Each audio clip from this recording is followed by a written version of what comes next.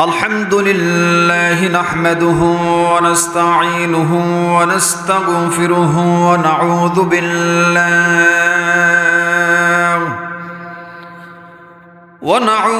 بالله من شرور أنفسنا ومن سيئات أعمالنا.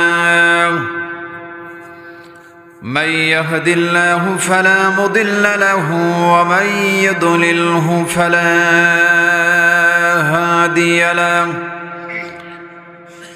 ونشهد أن لا إله إلا الله وحده لا شريك له. ونشهد أن سيدنا وسندنا وحبيبنا ومولانا محمدًا عبد الله ورسوله الذي أرسله بالحق بشيرًا ونذيرًا وداعيًا إلى الله بإذنه وسراجًا منيرًا. فقد قال الله سبحانه وتعالى في كلامه المجيد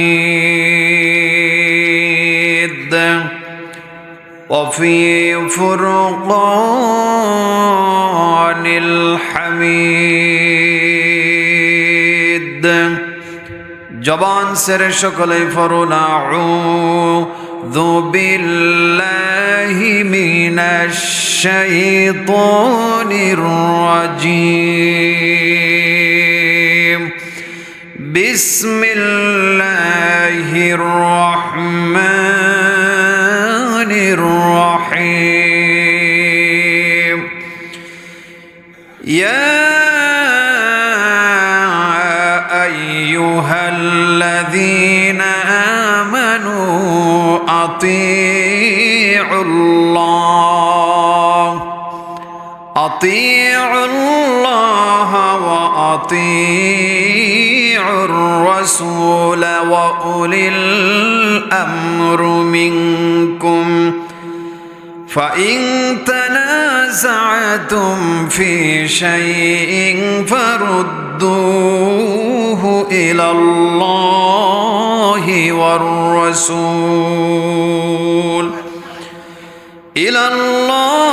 والرسول إن كنتم تؤمنون بالله واليوم الآخر ذلك خير وأحسن تأويلا. صدق الله العظيم وصدق رسوله النبي الكريم ونحن على ذلك من الشاهدين وما توفيقي إلا بالله عليه توكلت وإليه أنيب. عن أنس رضي الله تعالى عنه قال قال رسول الله صلى الله عليه وسلم المرأة إذا صلت خمسها وصامت شهرها وأحصنت فرجها وأطاعت بعلها فلتدخل من أي أبواب الجنة شاءت. إن الله وملائكته يصلون على النبي يا أيها الذين آمنوا صلوا عليه وسلموا تسليما. زر شر اللهم আরেকটু টোন বাড়ে না আরেকটু টোন বাড়ে না টোন আর হালকা ইকো দেন। وعلى آل سيدنا একটু ইকো আরবের বুকে মক্কার উপরে আমিনার যেতাই ঘর খোদার করুণা কাউসার হয়ে زر سے برمبار بلغ العلا بکمالہ کشف الدجى بجمالہ حسنت جميع خصاله صلوا عليه وآله ہونا يفلط بلبل کا ترنم بھی نہ ہو جمن زہر میں کلیوں کا تبسم بھی نہ ہو بلغ العلا بکمالہ کشف الدجى بجمالہ حسنت جميع خصاله صلوا عليه وآله আলহামদুলিল্লাহ ৭০তম তাফসিরুল কুরআন মাহফিল বেরআকসি পূর্বপাড়া আল আমিন ঈদগাহ ময়দান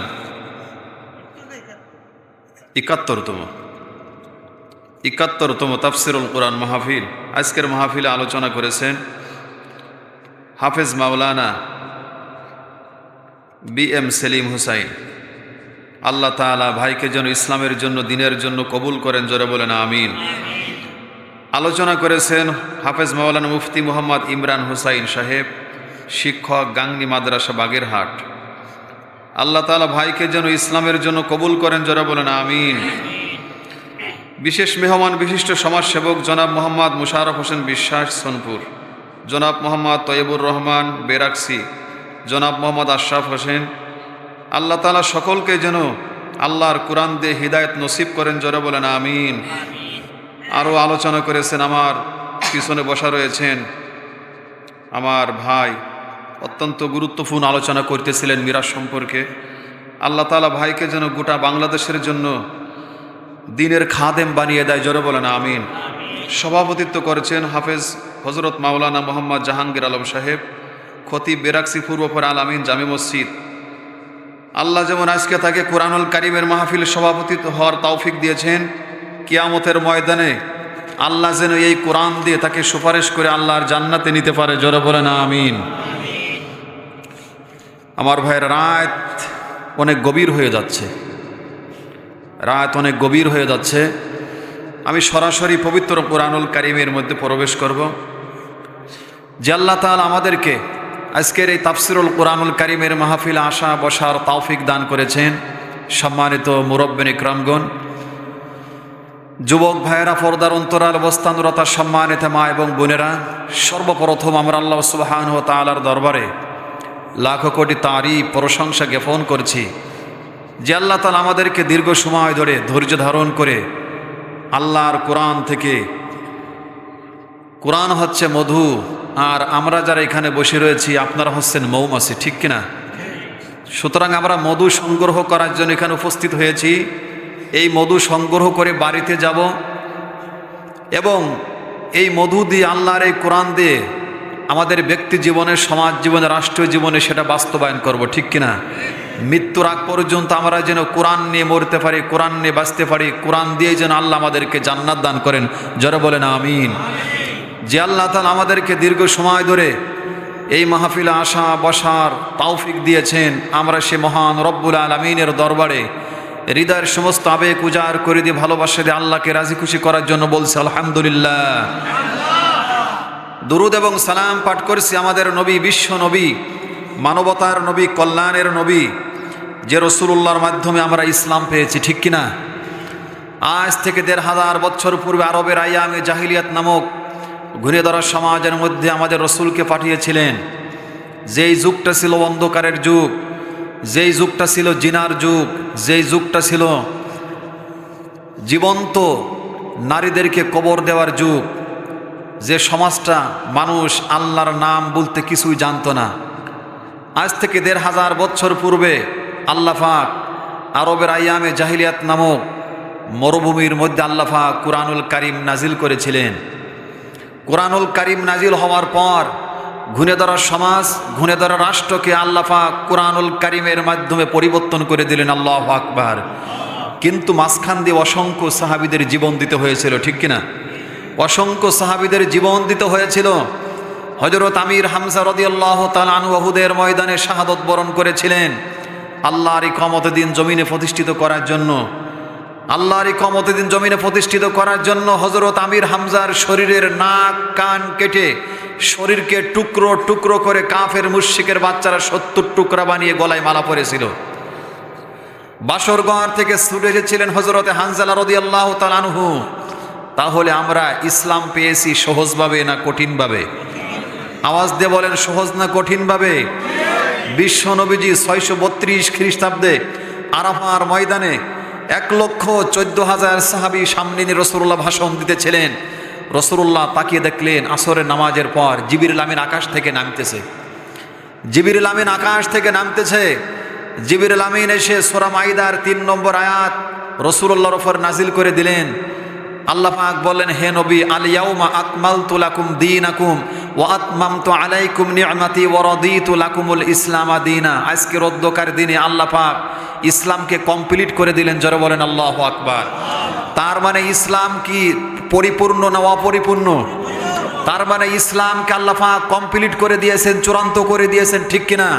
ওয়া আতমামতু আলাইকুম নি'মাতি, নিয়ামতকে আল্লাহ তাআলা পরিপূর্ণ করে দিয়েছেন। কোনো ব্যক্তি যদি নিয়ামত গ্রহণ করতে চায় আল্লাহর কোরআন রাসূলুল্লাহর আদর্শ থেকে নেওয়া লাগবে, ঠিক কিনা? আর ইসলাম ছাড়া আল্লাহর কাছে কোনো কিছু গ্রহণযোগ্য নয়। তাহলে ইসলাম কমপ্লিট, ইসলাম চূড়ান্ত হয়ে গেছে, কমপ্লিট হয়ে গেছে। কিন্তু সেই চূড়ান্ত ইসলাম, কমপ্লিট করা ইসলাম আল্লাহর জমিনে আমাদেরকে কায়েম করতে হবে, ধরে রাখতে হবে। আওয়াজ দিয়ে বলেন ঠিক না বেঠিক?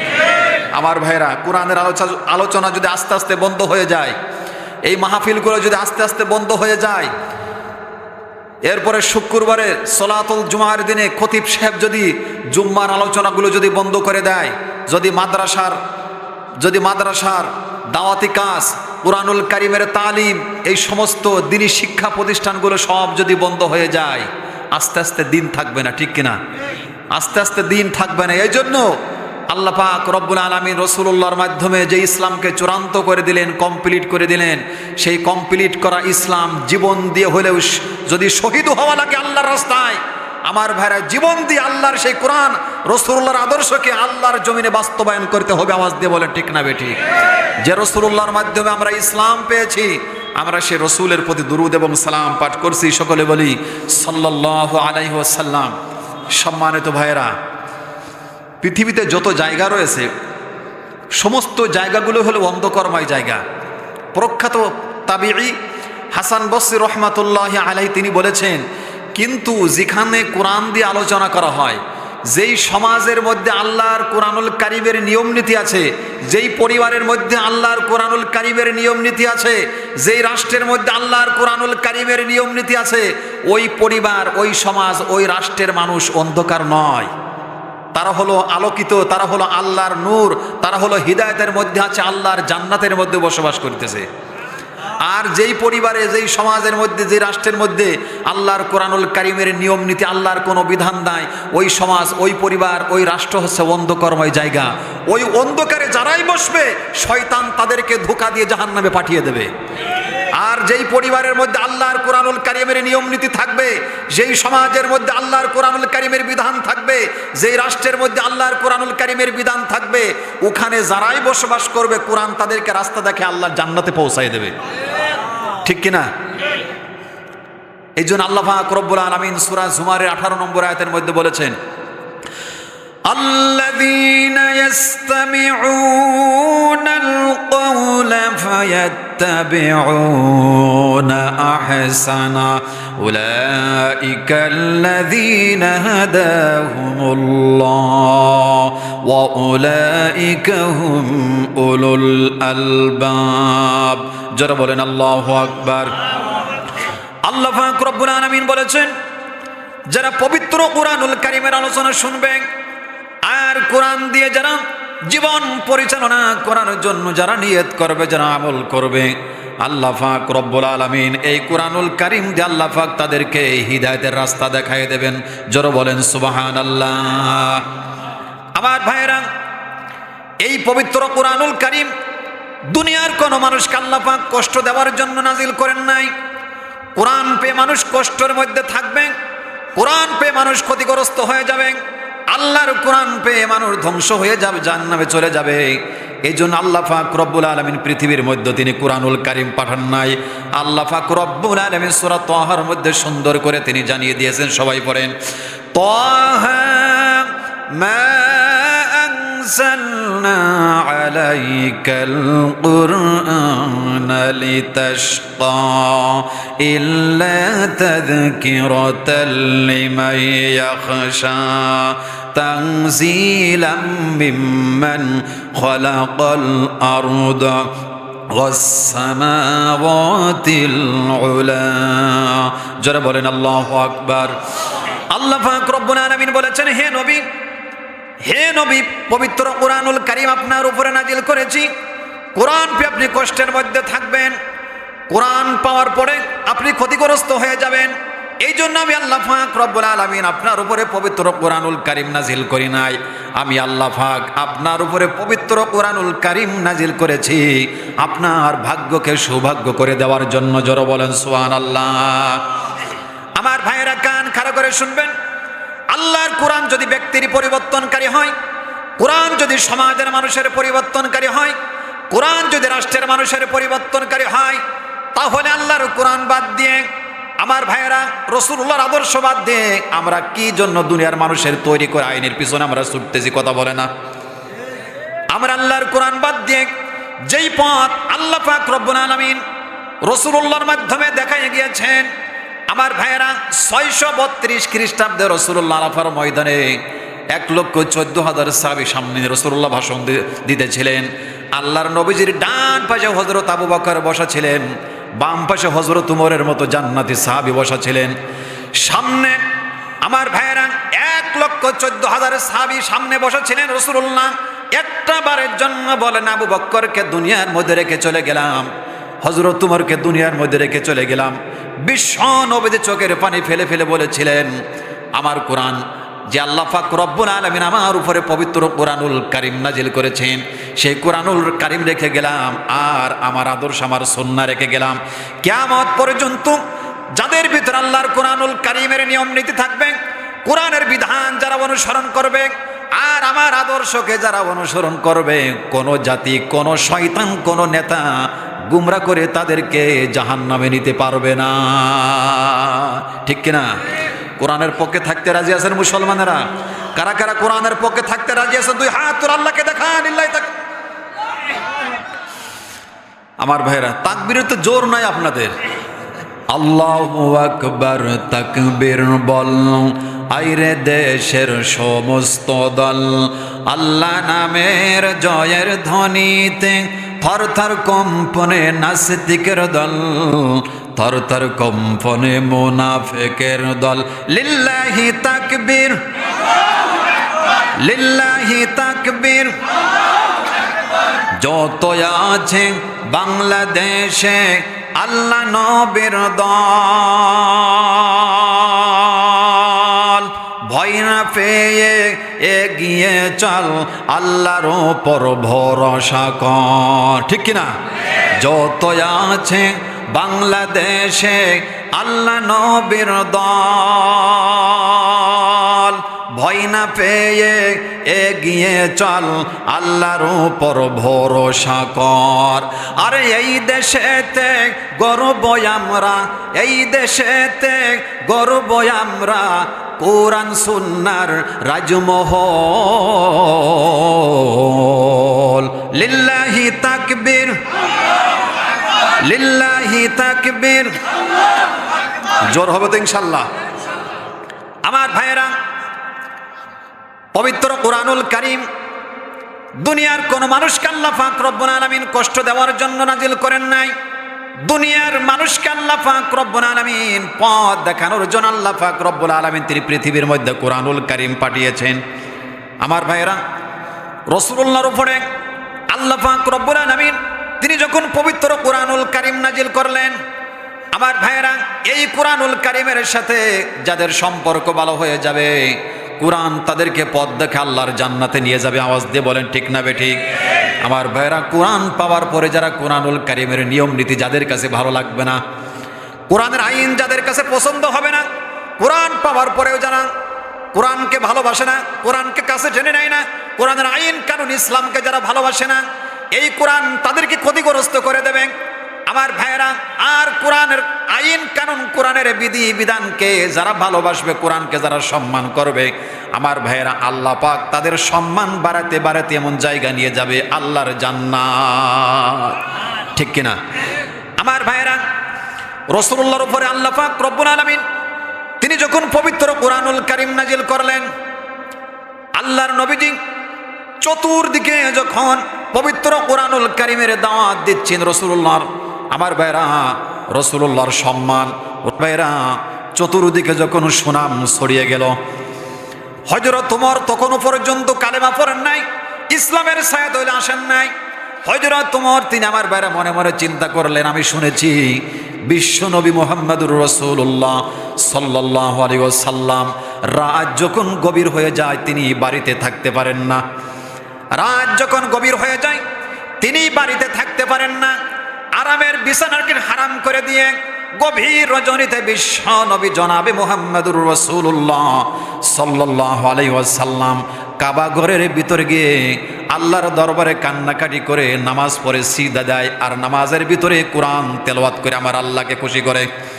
হযরত ওমর বললেন, আজকে আমি ওয়াদা করলাম আমি রাসূলুল্লাহকে কাবা ঘরের মধ্যে নামাজ আদায় করতে দেব না, কোরআন তেলাওয়াতে আমি বাধা দেব। হযরত ওমর তিনি বর্ণনা করতেছেন, সারাদিন আমি অপেক্ষায় থাকলাম কোন সময় রাসূলুল্লাহ বাড়ির ভিতর থেকে বের হয়, সারাদিন অপেক্ষায় থাকলাম। রাত যখন গভীর হয়ে গেল আমি রাসূলুল্লাহর ঘরের এক পাশে দাঁড়িয়ে থাকলাম। বিশ্ব নবীজি গভীর রজনীতে তিনি ঘর থেকে বের হলেন, সরাসরি বিশ্ব নবী জনাবে মুহাম্মদুর রাসূলুল্লাহ কাবা ঘরের ভিতরে ঢুকে নামাজে দাঁড়িয়ে গেলেন। জোরে বলেন সুবহানাল্লাহ। নামাজে দাঁড়িয়ে রাসূলুল্লাহ সূরাতুল হাক্কা তিনি তেলাওয়াত করতেছিলেন। সবাই পড়েন, আল হাক্কাতু মাল হাক্কাতু ওয়া মা আদরাকা মাল হাক্কা কাযাবাত সামুদ ওয়া আদুম বিল কারিআ। যারা বলেন আল্লাহু আকবার।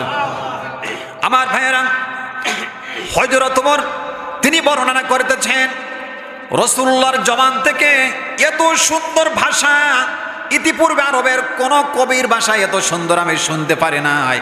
রাসূলুল্লাহ এত সুন্দর ভাষা কোন জায়গা থেকে পেল? আমাদের আরবের বুকে যেই সমস্ত কবিদেরকে আমরা দেখতে পাই তাদের ভাষা এত সুন্দর না, এত সুন্দর সাবলীল ভাষা ব্যবহার তারা করতে পারে না। হযরত ওমর তিনি বলতেছেন, অবশ্যই নবী একজন কবি, যদি কবি না হয় রাসূলুল্লাহ এত সুন্দর ভাষা ব্যবহার করতে পারে না। কি বললেন? রাসূলুল্লাহ একজন কবি। আমার ভাইয়েরা, রাসূলুল্লাহ তিনি জানেন না হযরত ওমর পিছনে দাঁড়িয়ে দাঁড়িয়ে রাসূলুল্লাহর জবান থেকে আল্লাহর কোরআনুল কারীম তেলাওয়াত শুনতেছেন, কিন্তু হযরত ওমর রাসূলুল্লাহ নামাজে বাধা দেওয়ার জন্য কাবা ঘরের মধ্যে ঢুকেছিলেন, তেলাওয়াতে বাধা দেওয়ার জন্য কাবা ঘরের মধ্যে ঢুকেছিলেন। সঙ্গে সঙ্গে বিশ্ব নবী জনাবে মুহাম্মদুর রাসূলুল্লাহ সাল্লাল্লাহু আলাইহি ওয়াসাল্লাম হযরত ওমরের উত্তর দিয়ে দিলেন। বিশ্ব নবীজি আবার তেলাওয়াত করলেন, ইন্নাহু লাকাউলু রাসূলিন কারীম ওয়া মা হুয়া বিকাউলি শাইরিন কলিলাম মা তুমিনুন। ইনি কোন কবি নন, ইনি হলেন আল্লাহর পক্ষ থেকে সম্মানিত একজন রাসূল। জোরে বলেন আল্লাহু আকবার। এটা কোনো কবির ভাষা নয়। আমার ভাইয়েরা, হযরত ওমর মনে মনে চিন্তা করলেন, আশ্চর্য কারণ কি? আমি মনে মনে যা চিন্তা করতেছি রাসূলুল্লাহ নামাজের ভিতরে কোরআনুল কারীম তেলাওয়াত করে উত্তর দিচ্ছে, কারণ হযরত ওমর আরবি ভাষাভাষী ছিলেন, ঠিক কিনা? এই জন্য তিনি আরবি ভাষা বুঝতেন, অর্থ বুঝতেন। আমার ভাইরা, হযরত ওমর তিনি বর্ণনা করতেছেন, আমি মনে মনে চিন্তা করতেছি, কল্পনা করতেছি রাসূল কবি হবে, তা না হলে এত সুন্দর ভাষা রাসূলুল্লাহ ব্যবহার করতে পারেন না। সঙ্গে সঙ্গে রাসূলুল্লাহ হযরত ওমর উত্তর দিয়ে দিলেন। আবার হযরত ওমর তিনি মনে মনে চিন্তা করতেছেন, যদি রাসূলুল্লাহ কবি না হয় অবশ্যই আমার মনের খবর যখন জেনেছেন রাসূল একজন গণক হবেন, কারণ গণকরাই তো মনের খবর চিন্তা করে, ঠিক কিনা? আমাদের দেশে দেখবেন এই কিছু গণক আছে, যখন সিজন হয় বেদেরা গ্রাম অঞ্চলে বের হয় না, ঘাড়ে একটা বানর থাকে এবং অসংখ্য মুসলমানেরা তারা এই বানরের সামনে হাতটা দিয়ে তারা শিরক করে জাহান্নামের দিকে দৌড়াচ্ছে, কথা বলে না? হাতটা দেখায় ভাগ্য পরীক্ষা করে, তুমি এই 1 বছরের ভিতরে 5 লক্ষ টাকার মালিক হবা। তোমার সন্তানের, বিশেষ করে যারা সন্তান হয় না তারা তো আগে আগে হাত দেয়, এই গণকদের কাছে হাত দেয়, বানরের কাছে হাত দেয়। আবার বানর একটু হাত নাড়াচড়া করে ওই বানরের যিনি মালিক উনি বলে দেয় যে তোমার এই এই সমস্যা, 1 বছরের ভিতরে তোমার সন্তান হয়ে যাবে, 5 কেজি চাউল আর 100 টাকা দাও। বলে না, 5 কেজি চাউল আর 100 টাকা দাও। আমার রসুল কি শিরক প্রতিষ্ঠা করার জন্য পৃথিবীতে আগমন করেছিল? জোরে বলেন। আমার রসুল পৃথিবীতে আগমন করেছিল শিরককে নির্মূল করার জন্য। আওয়াজ দেব না, ঠিক না বেঠিক? শিরক নির্মূল করার জন্য আমার রসুল পৃথিবীতে আগমন করেছিল। হযরত ওমর মনে মনে চিন্তা করতে, আমার রসুল তো গণক, আমার রসুল তো গণক না। আমার আল্লাহ পাক রব্বুল আলামিন সঙ্গে সঙ্গে হযরত ওমরের প্রশ্নের উত্তর দিয়ে দিলেন, ওয়ালা বিকাউলি কাহিনিন কলিলাম মা তুমিনুন তানজিলুম মির রাব্বিল আলামিন। যারা বলেন আল্লাহু আকবার। আল্লাহ পাক রব্বুল আলামিন বললেন, না না না, রসুল কোন গণক নয়। আর রসুলের উপরে যেই কুরআনুল কারীম আল্লাহ পাক রব্বুল আলামিন তিনি নাজিল করেছেন, তানজিলুম মির রাব্বিল আলামিন, ওইটা হলো আল্লাহর পক্ষ থেকে আল্লাহ পাক রাসূলুল্লাহর উপরে নাজিল করেছেন। আমার ভাইরা, হযরত ওমর আশ্চর্য হয়ে গেলেন। কারণ কি? আমি মনে মনে যা কিছু কল্পনা করতেছি, রাসূলুল্লাহ নামাজের ভিতরে দাঁড়িয়ে দাঁড়িয়ে আমার উত্তর দিয়ে দিচ্ছে, এখানে আর বেশিক্ষণ থাকা যাবে না। আমার বারো হযরত ওমর তিনি নিজেই বর্ণনা করতেছেন, আমি রাসূলুল্লাহর কাবা ঘরের ভিতরে নামাজে বাধা দেওয়ার জন্য ঢুকেছিলাম, রাসূলুল্লাহর কোরআন তেলাওয়াতে বাধা দেওয়ার জন্য প্রবেশ করেছিলাম। আমি যদি আর কিছুক্ষণ রাসূলুল্লাহর জবান থেকে যদি আল্লাহর কোরআনুল কারীম যদি আমি তেলাওয়াত শুনি, যদি আমি শ্রবণ করি, রাসূলুল্লাহর হাতে বায়াত গ্রহণ করে কাবা ঘরের ভিতরে মুসলমান হয়ে যাব।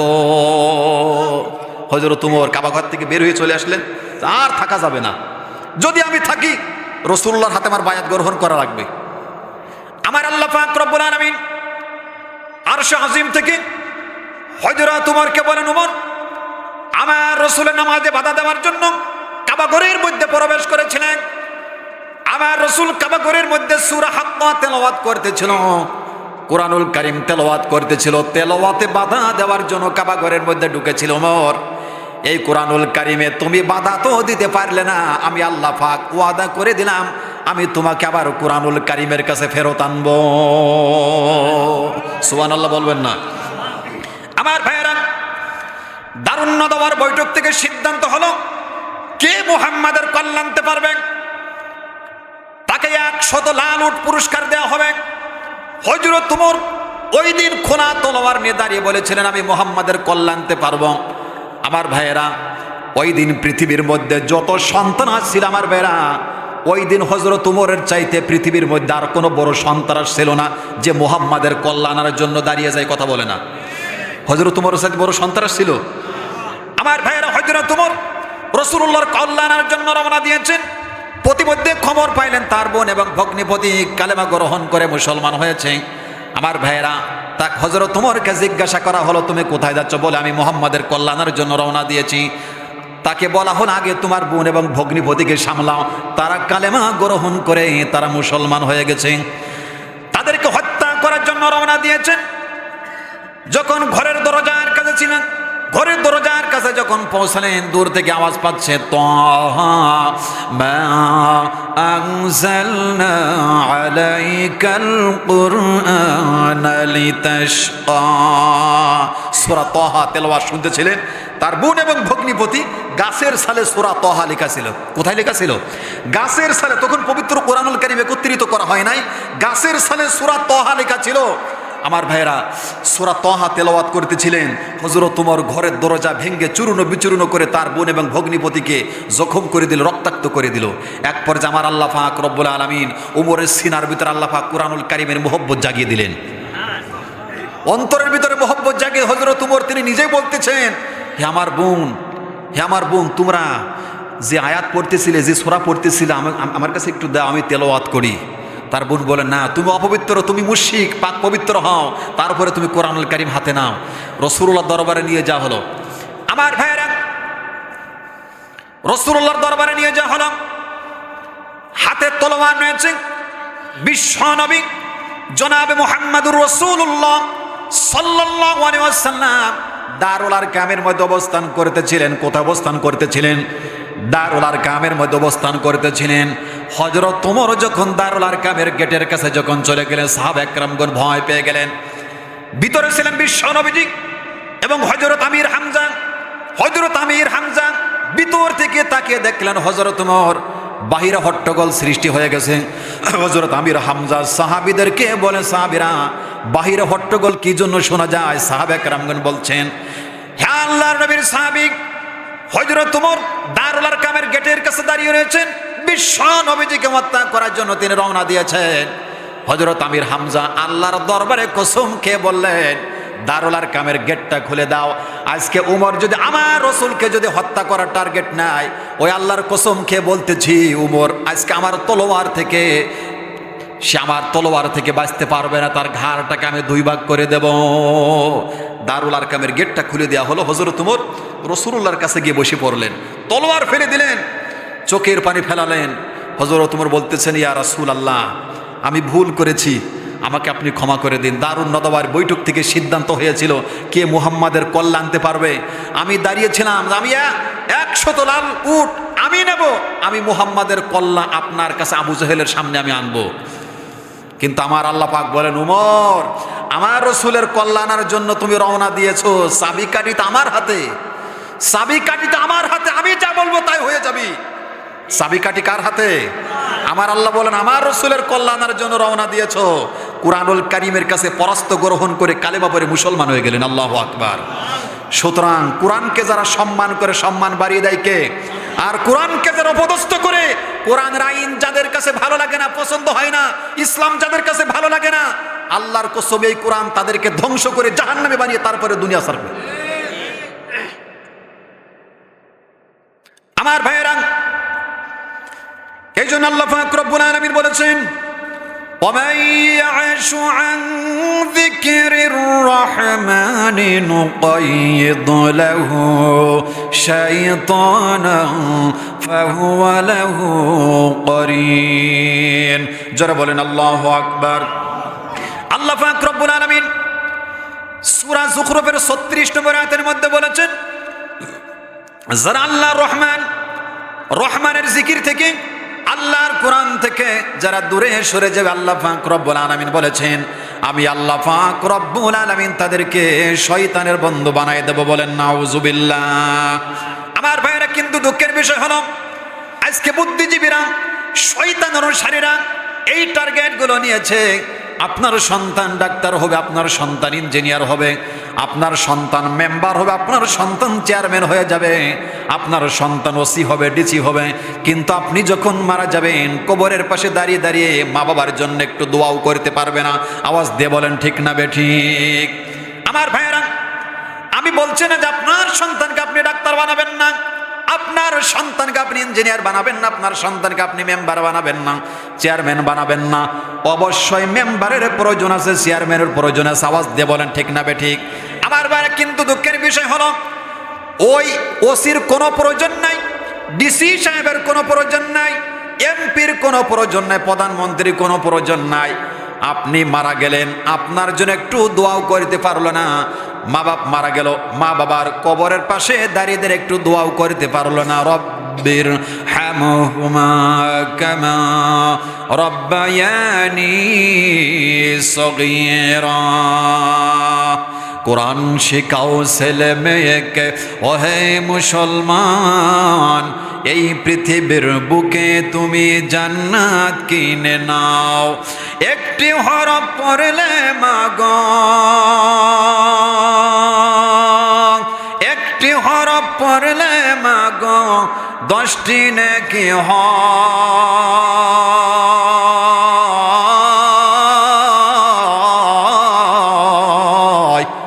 মা বাবার আমল নামায় অর্ধেক জমা হয়, মা বাবার আমল নামায় অর্ধেক জমা হয়, ঠিক কিনা? রোজ নামাজে দুই হাত তুলে চোখের পানি ফেলে রব্বির হামহুমা বলে কাঁদবে তোমার ছেলে, ঠিক কিনা? সন্তান যদি নেককার হয়, দিনদার হয়, যদি পরহেজগার হয়, আমার ভাইরা আসমানের নিচে জমিনের উপরে ওই মা বাবার চাইতে বড় সৌভাগ্যমান আর কেউ হতে পারে না, ঠিক কিনা? মা বাপ যখন দুনিয়া ছেড়ে বিদায় নিয়ে চলে যাবে, সন্তান চোখের পানি ফেলাবে, মা বাবার কবরের পাশে দাঁড়িয়ে দাঁড়িয়ে আল্লাহর কাছে দোয়া করবে। রাসূলুল্লাহ বলেছেন, সন্তান নেককার সুসন্তান যখন মা বাবার জন্য হাত উত্তোলন করে, মাঝখানে কোনো হিজাব থাকে না, কোনো পর্দা থাকে না, সরাসরি সন্তানের দোয়া আল্লাহর আরশ মহল্লায় পৌঁছায় যায়। রোজ নামাজে দুই হাত তুলে চোখের পানি ফেলে রব্বির হামহুমা বলে কাঁদবে তোমার ছেলে। আরে সেই দোয়াটা আল্লাহর কাছে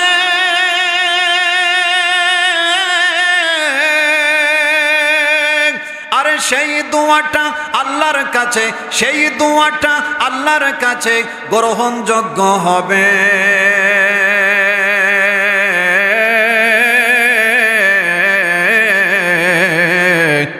এই পৃথিবীর বুকে তুমি জান্নাত কিনে নাও, এই পৃথিবীর বুকে তুমি জান্নাত কিনে নাও। কিনবেন তো জান্নাত? জান্নাত কিনবেন? তোমার ছেলে জানাজাতে তোমার ইমাম হবে, চোখের পানি ফেলে ফেলে কাঁদবে আল্লাহর কাছে, ঠিক কিনা? তোমার ছেলে জানাজাতে তোমার ইমাম হবে, চোখের পানি ফেলে ফেলে কাঁদবে আল্লাহর কাছে। আরে দাফন দেবে, দোয়া করবে,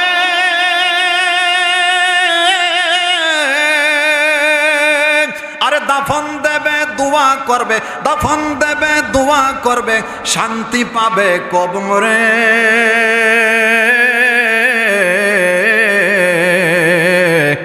এই পৃথিবীর বুকে তুমি জান্নাত কিনে নাও, এই পৃথিবীর বুকে তুমি জান্নাত কিনে নাও, ঠিক কিনা?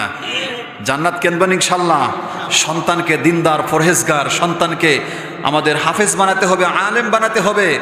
ওইটাই হবে মা বাবার জন্য জাহান্নাম থেকে নাজাতের পথ। আওয়াজ দিয়ে বলেন ঠিক না বেঠিক?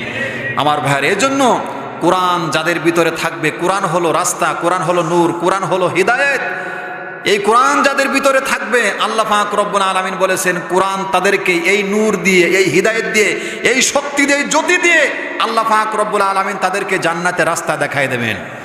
আমার রাসূলুল্লাহর উপর আল্লাহ পাক যখন কুরআনুল কারীম নাজিল করেছিল, কাফের মুশরিকরা এই নূর, এর আলো, এর শক্তি দেখে, এর পাওয়ার দেখে তারা কাফের মুশরিকরা সহ্য করতে পারেন নাই। অবশেষে রাসূল মক্কা থেকে মদিনায় হিজরত করেছিলেন, ঠিক কিনা? আমার ভাইয়েরা, রাসূলুল্লাহর উপর আল্লাহ পাক রব্বুল আলামিন যখন পবিত্র কুরআনুল কারীম নাজিল করলেন, আমার ভাইয়েরা, রাসূলুল্লাহর উপরে কুরআনুল কারীম নাজিল হওয়ার কারণে মক্কার কাফের মুশরিকের বাচ্চারা জন্মসূত্রে 53 বছরের নাগরিকত্ব বাতিল করে দিল, 2500 বছরের বংশসূত্রে নাগরিকত্ব বাতিল করে দিল। এমনকি রাসূলুল্লাহকে হত্যা করার জন্য টার্গেট নিল। আমার আল্লাহ পাক রব্বুল আলামিন রাসূলকে বলে, হে নবীজি, আর মক্কায় থাকা যাবে না, মক্কা থেকে আপনি মদিনায় চলে যান। রাসূলুল্লাহ মক্কা থেকে মদিনায় হিজরত করার সিদ্ধান্ত নিলেন। আমার ভাইরা, বিশ্ব নবী জনাবে মুহাম্মদুর রাসূলুল্লাহ সাল্লাল্লাহু আলাইহি ওয়াসাল্লাম কাবাঘরের কাছে চলে গেলেন। কাবাঘরের কাছে গিয়ে বিশ্ব নবীজি কাবার দিকে তাকিয়ে রয়েছেন, আর রাসূলুল্লাহর চোখ থেকে টপ টপ করে পানি পড়তেছেন। আমার ভাইরা, আপনারা যারা মেয়ে বিবাহ দিয়েছেন, মেয়ে বিবাহ দিয়েছেন না? যেদিন মেয়েকে বিবাহ দিয়েছেন, হুজুর ডেকে নিয়ে যেদিন ইজাব কবুল সম্পন্ন হয়েছে, মেয়ে কান্নাকাটি করে ঘর থেকে বের হয় না। সামনে যদি একটা বড়ই গাছ পায়, 20 বছরের স্মৃতি বড়ই গাছের দিকে তাকায় আর চোখের পানি ফেলায়। হায়রে বড়ই গাছ, কতবার তোকে এই গাছ থেকে বড়ই ছিঁড়ে ছিঁড়ে আমি খেয়েছি। সামনে যদি আর একটা আম গাছ পাই, আমার ভাইরা আম গাছের দিকে তাকায় আর বলে, কতবার এই আম গাছ থেকে আম ছিঁড়ে ছিঁড়ে আমি খেয়েছি। আমার ভাই রাসূলুল্লাহ কাবা ঘরের সামনে গেলেন, চোখের পানি ফেলেন আর বললেন, হে কাবার সন্তানেরা, হে কাবার সন্তানেরা, তোরা আমাকে থাকতে দিলে না। এই কাবা ঘরকে আমি যত্ন করতে চেয়েছিলাম, খেদমত করতে চেয়েছিলাম। আমার ভাইরা, বিশ্ব নবীজি মক্কা থেকে মদিনায় চলে গেলেন। 10টি বছর আল্লাহর কোরআনুল কারীম দিয়ে রাসূলুল্লাহ রাষ্ট্র ব্যবস্থা পরিচালনা করেছেন। আমার ভাইরা, কোরআনুল কারীম নাজিল করার কারণে আমার ভাইরা, মক্কার কাফের মুশরিকরা বিশ্ব নবী জনাবে মুহাম্মদুর রাসূলুল্লাহ সাল্লাল্লাহু আলাইহি সাল্লামকে মক্কা থেকে মদিনায় তাড়িয়ে দিল। আমার আল্লাহ পাক বলেন, যান আপনি মদিনায় চলে যান। আমার ভাইরা, আমার আল্লাহ পাক রব্বুল আলামিন বলেন, নবীজি আমি আল্লাহ পাক আপনার উপরে কোরআনুল কারীম নাজিল করার কারণে তার আপনাকে অপদস্থ করেছে, অসম্মান করেছে। আমি আল্লাহ পাক ওয়াদা করে দিলাম, আমি আল্লাহ পাক আবার মক্কাতে প্রেসিডেন্ট করে ফেরত আনবো। যারা বলেন সুবহানাল্লাহ। আমার ভাইরা, 8ম হিজরিতে রাসূলুল্লাহ বললেন, আমার সাহাবীরা, আমার জন্ম হয়েছিল মক্কাতে। মক্কায় আল্লাহ পাক রব্বুল আলামিন আমার উপরে পবিত্র কোরআনুল কারীম নাজিল করেছিলেন। কোরআনুল কারীম নাজিল করার কারণে মক্কা আমাকে থাকতে দিল না। মক্কা বিজয়ের উদ্দেশ্য রওনা দেওয়া লাগবে।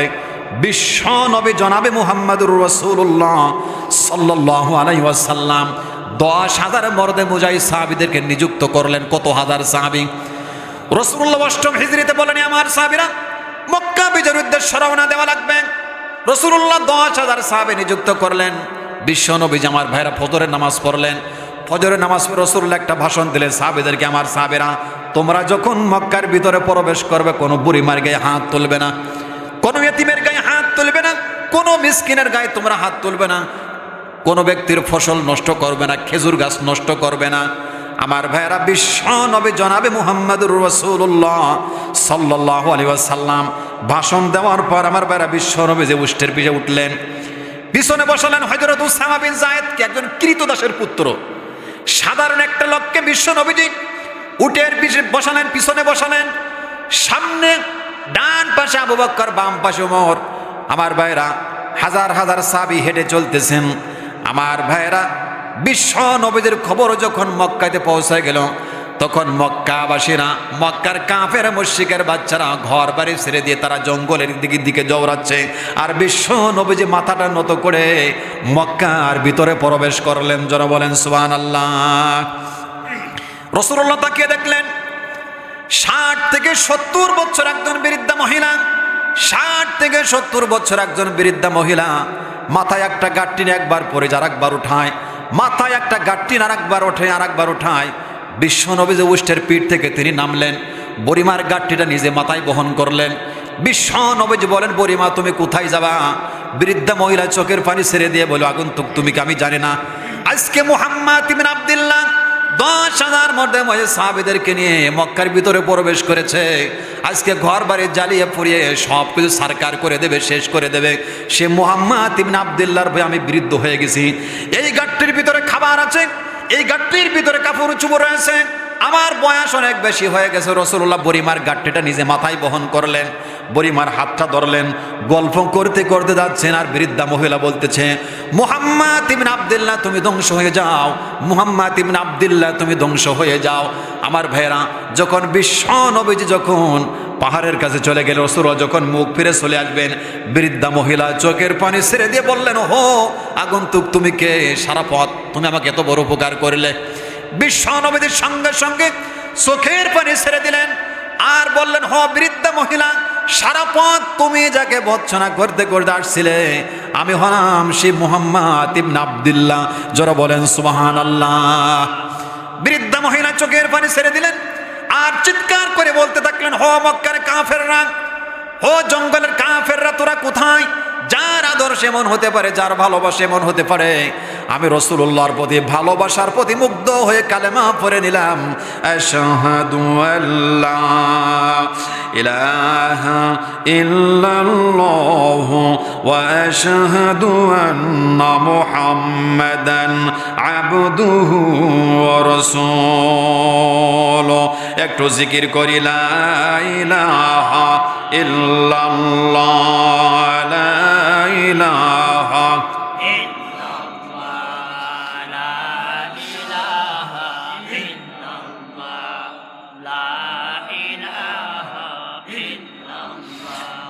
لا إله ইলাহা ইল্লাল্লাহ মুহাম্মাদুর রাসূলুল্লাহ। আমি আপনাদের সম্মুখে সূরা নিসার 59 নম্বর আয়াত আমি আপনাদের সম্মুখে তেলাওয়াত করেছি।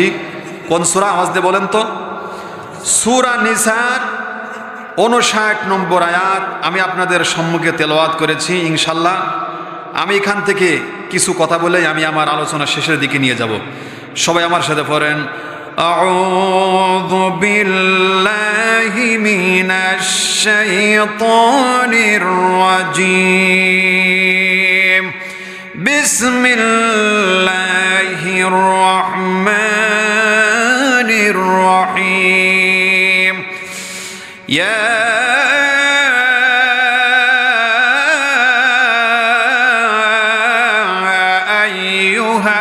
আইয়ুহাল্লাযীনা আমানু আতিউল্লাহ,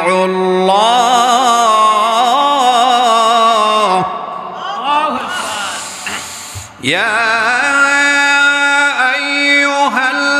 আইয়ুহাল্লাযীনা আমানু আতিউল্লাহ ওয়া আতিউর রাসূল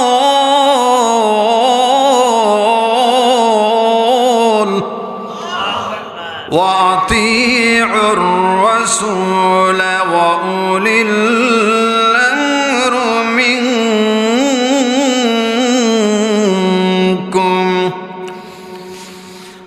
فإن تنازعتم في شيء فردوه إلى الله والرسول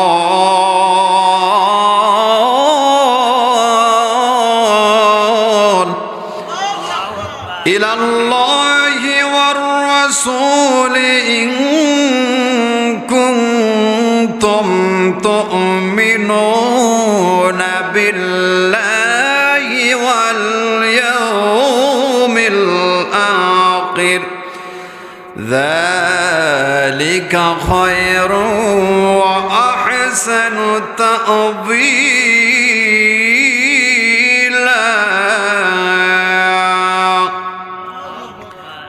আল্লাহ পাক রব্বুল আলামিন বলেছেন, হে ঈমানদারগণ, আতিউল্লাহ, আল্লাহর আনুগত্য করো। কার আনুগত্য করো?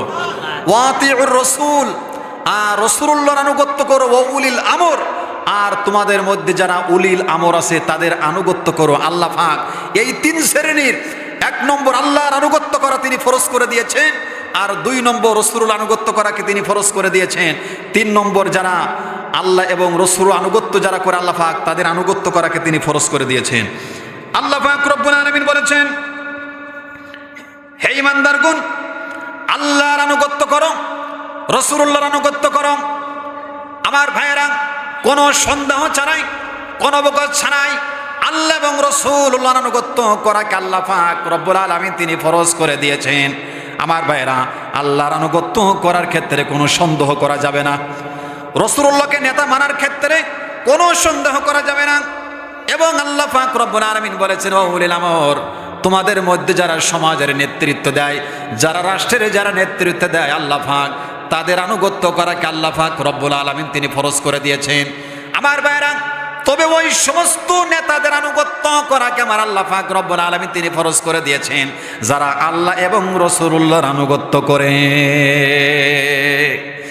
আমার ভাইরা, এইজন্য আল্লাহ পাক রব্বুল আলামিন তিনি বলেছেন, তিলকা হুদুদুল্লাহি ওয়া মান ইউতিইল্লাহ ওয়া রাসূলাহু ইউদখিলহু জান্নাতিন তাজরি মিন তাহতিহাল আনহারু খালিদিনা ফিহা ওয়া যালিকাল ফাওজুল আযীম। জোরে বলেন আল্লাহু আকবার। আল্লাহ পাক রব্বুল আলামিন দুনিয়ার সমস্ত মানুষের জন্য, আমার আল্লাহ পাক রব্বুল আলামিন হুদুদুল্লাহ, আল্লাহর সীমারেখা নির্ধারণ করে দিয়েছেন। আল্লাহর সীমারেখার ভিতরে থাকা লাগবে। হুদুদ মানে সীমারেখা, আল্লাহর সীমারেখার ভিতরে থাকা লাগবে। আর সেই সীমারেখা হলো আল্লাহর আনুগত্য করা লাগবে, রসুলের আনুগত্য করা লাগবে। আল্লাহ এবং রসুল্লাহর আনুগত্য যারা করবে, যারা আল্লাহর ইবাদত করবে আর রসুলকে যারা নেতা হিসেবে গ্রহণ করে নেবে, আল্লাহ পাক বলেছেন তাদের জন্যই আল্লাহর জান্নাত। জোরে বলেন সুবহানাল্লাহ। কার ইবাদত? এক নম্বর আল্লাহর ইবাদত করা লাগবে, আর দুই নম্বর রসুলুল্লাহকে যারা নেতা হিসেবে গ্রহণ করবে। আমার আল্লাহ পাক রব্বুল আলামিন এই যে সীমানা নির্ধারণ করে দিলেন, এই হুদুদের ভিতরে যারা থাকবে, এই সীমানার ভিতরে যারা থাকবে, আল্লাহর ইবাদত করা লাগবে, রসুলুল্লাহর আনুগত্য যারা করবে, আল্লাহ পাক রব্বুল আলামিন বলেছেন, আল্লাহ পাক তাদের জন্য আল্লাহর জান্নাতের ঘোষণা দিয়েছেন। আমার ভাইয়েরা, পরবর্তী আয়াতের মধ্যে আমার আল্লাহ পাক রব্বুল আলামিন বলেছেন, ওয়া মান ইয়াসিল্লাহ ওয়া রাসূলাহু ইউদখিলহু নারান খালিদিনা ফিহা।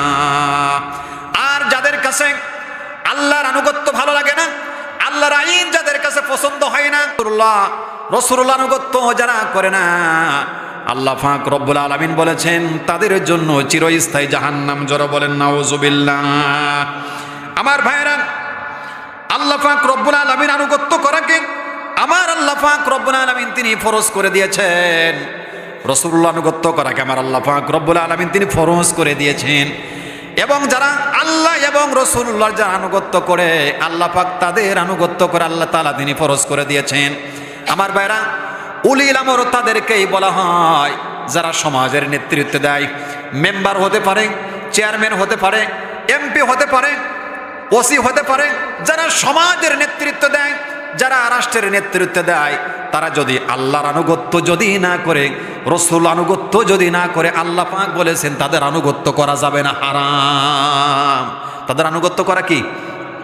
এই জন্য আমার ভাইয়ের, আল্লাহর আইন সৎ লোকের শাসন ছাড়া পৃথিবীতে কোন নবী শান্তি প্রতিষ্ঠা করতে পারে নাই। নূহ আলাইহিস সালাতু ওয়াস সালাম পারে নাই। এই পৃথিবীতে আল্লাহ পাক রব্বুল আলামিন নূহ আলাইহিস সালাতু ওয়াস সালামকে আল্লাহ তাআলা পাঠিয়েছিলেন, 950 বছর দুনিয়ার মধ্যে বেঁচেছিলেন। তেমন ভাবে কোনো সৎ লোক তৈরি করতে পারে আল্লাহ পাক ইসলামকে পরিপূর্ণ করেন নাই। শোয়েব আলাইহিস সালাতু ওয়াস সালাম 882 বছর ধরে দুনিয়ার মধ্যে বেঁচেছিলেন। তেমন কোনো সৎ লোক তৈরি করতে পারেন আল্লাহ পাক ইসলামকেও তিনি পরিপূর্ণ করেন নাই। সালেহ আলাইহিস সালাতু ওয়াস সালাম 586 বছর দুনিয়ার মধ্যে বেঁচেছিলেন। তেমন কোনো সৎ লোক তৈরি করতে পারে নাই আল্লাহ পাক রব্বুল আলামিন তিনি ইসলামকে কমপ্লিট করেন নাই। ইব্রাহিম আলাইহিস সালাতু ওয়াস সালাম 185 বছর ধরে দুনিয়ার মধ্যে বেঁচেছিলেন। সুলাইমান আলাইহিস সালাতু ওয়াস সালাম 150 বছর দুনিয়ার মধ্যে বেঁচেছিলেন। মূসা আলাইহিস সালাতু ওয়াস সালাম 125 বছর দুনিয়ার মধ্যে বেঁচেছিলেন। হারুন আলাইহিস সালাতু ওয়াস সালাম 119 বছর দুনিয়ার মধ্যে বেঁচেছিলেন। ঈসা আলাইহিস সালাতু ওয়াস সালাম 92 বছর দুনিয়ার মধ্যে বেঁচেছিলেন। আমার ভাইয়েরা, আল্লাহ পাক রব্বুল আলামিন তিনি ইসলামকে কমপ্লিট করেন নাই, চূড়ান্ত করেন নাই। কিন্তু বিশ্ব নবী, মানবতার নবী, যার চরিত্রের প্রশংসা আমার আল্লাহ পাক রব্বুল আলামিন নিজে করেছেন, ওয়া ইন্নাকা লাআলা খুলুকিন আযীম। হে নবী, আপনি মহান চরিত্রের অধিকারী, যে নবীজির প্রশংসা আল্লাহ নিজে করেছেন।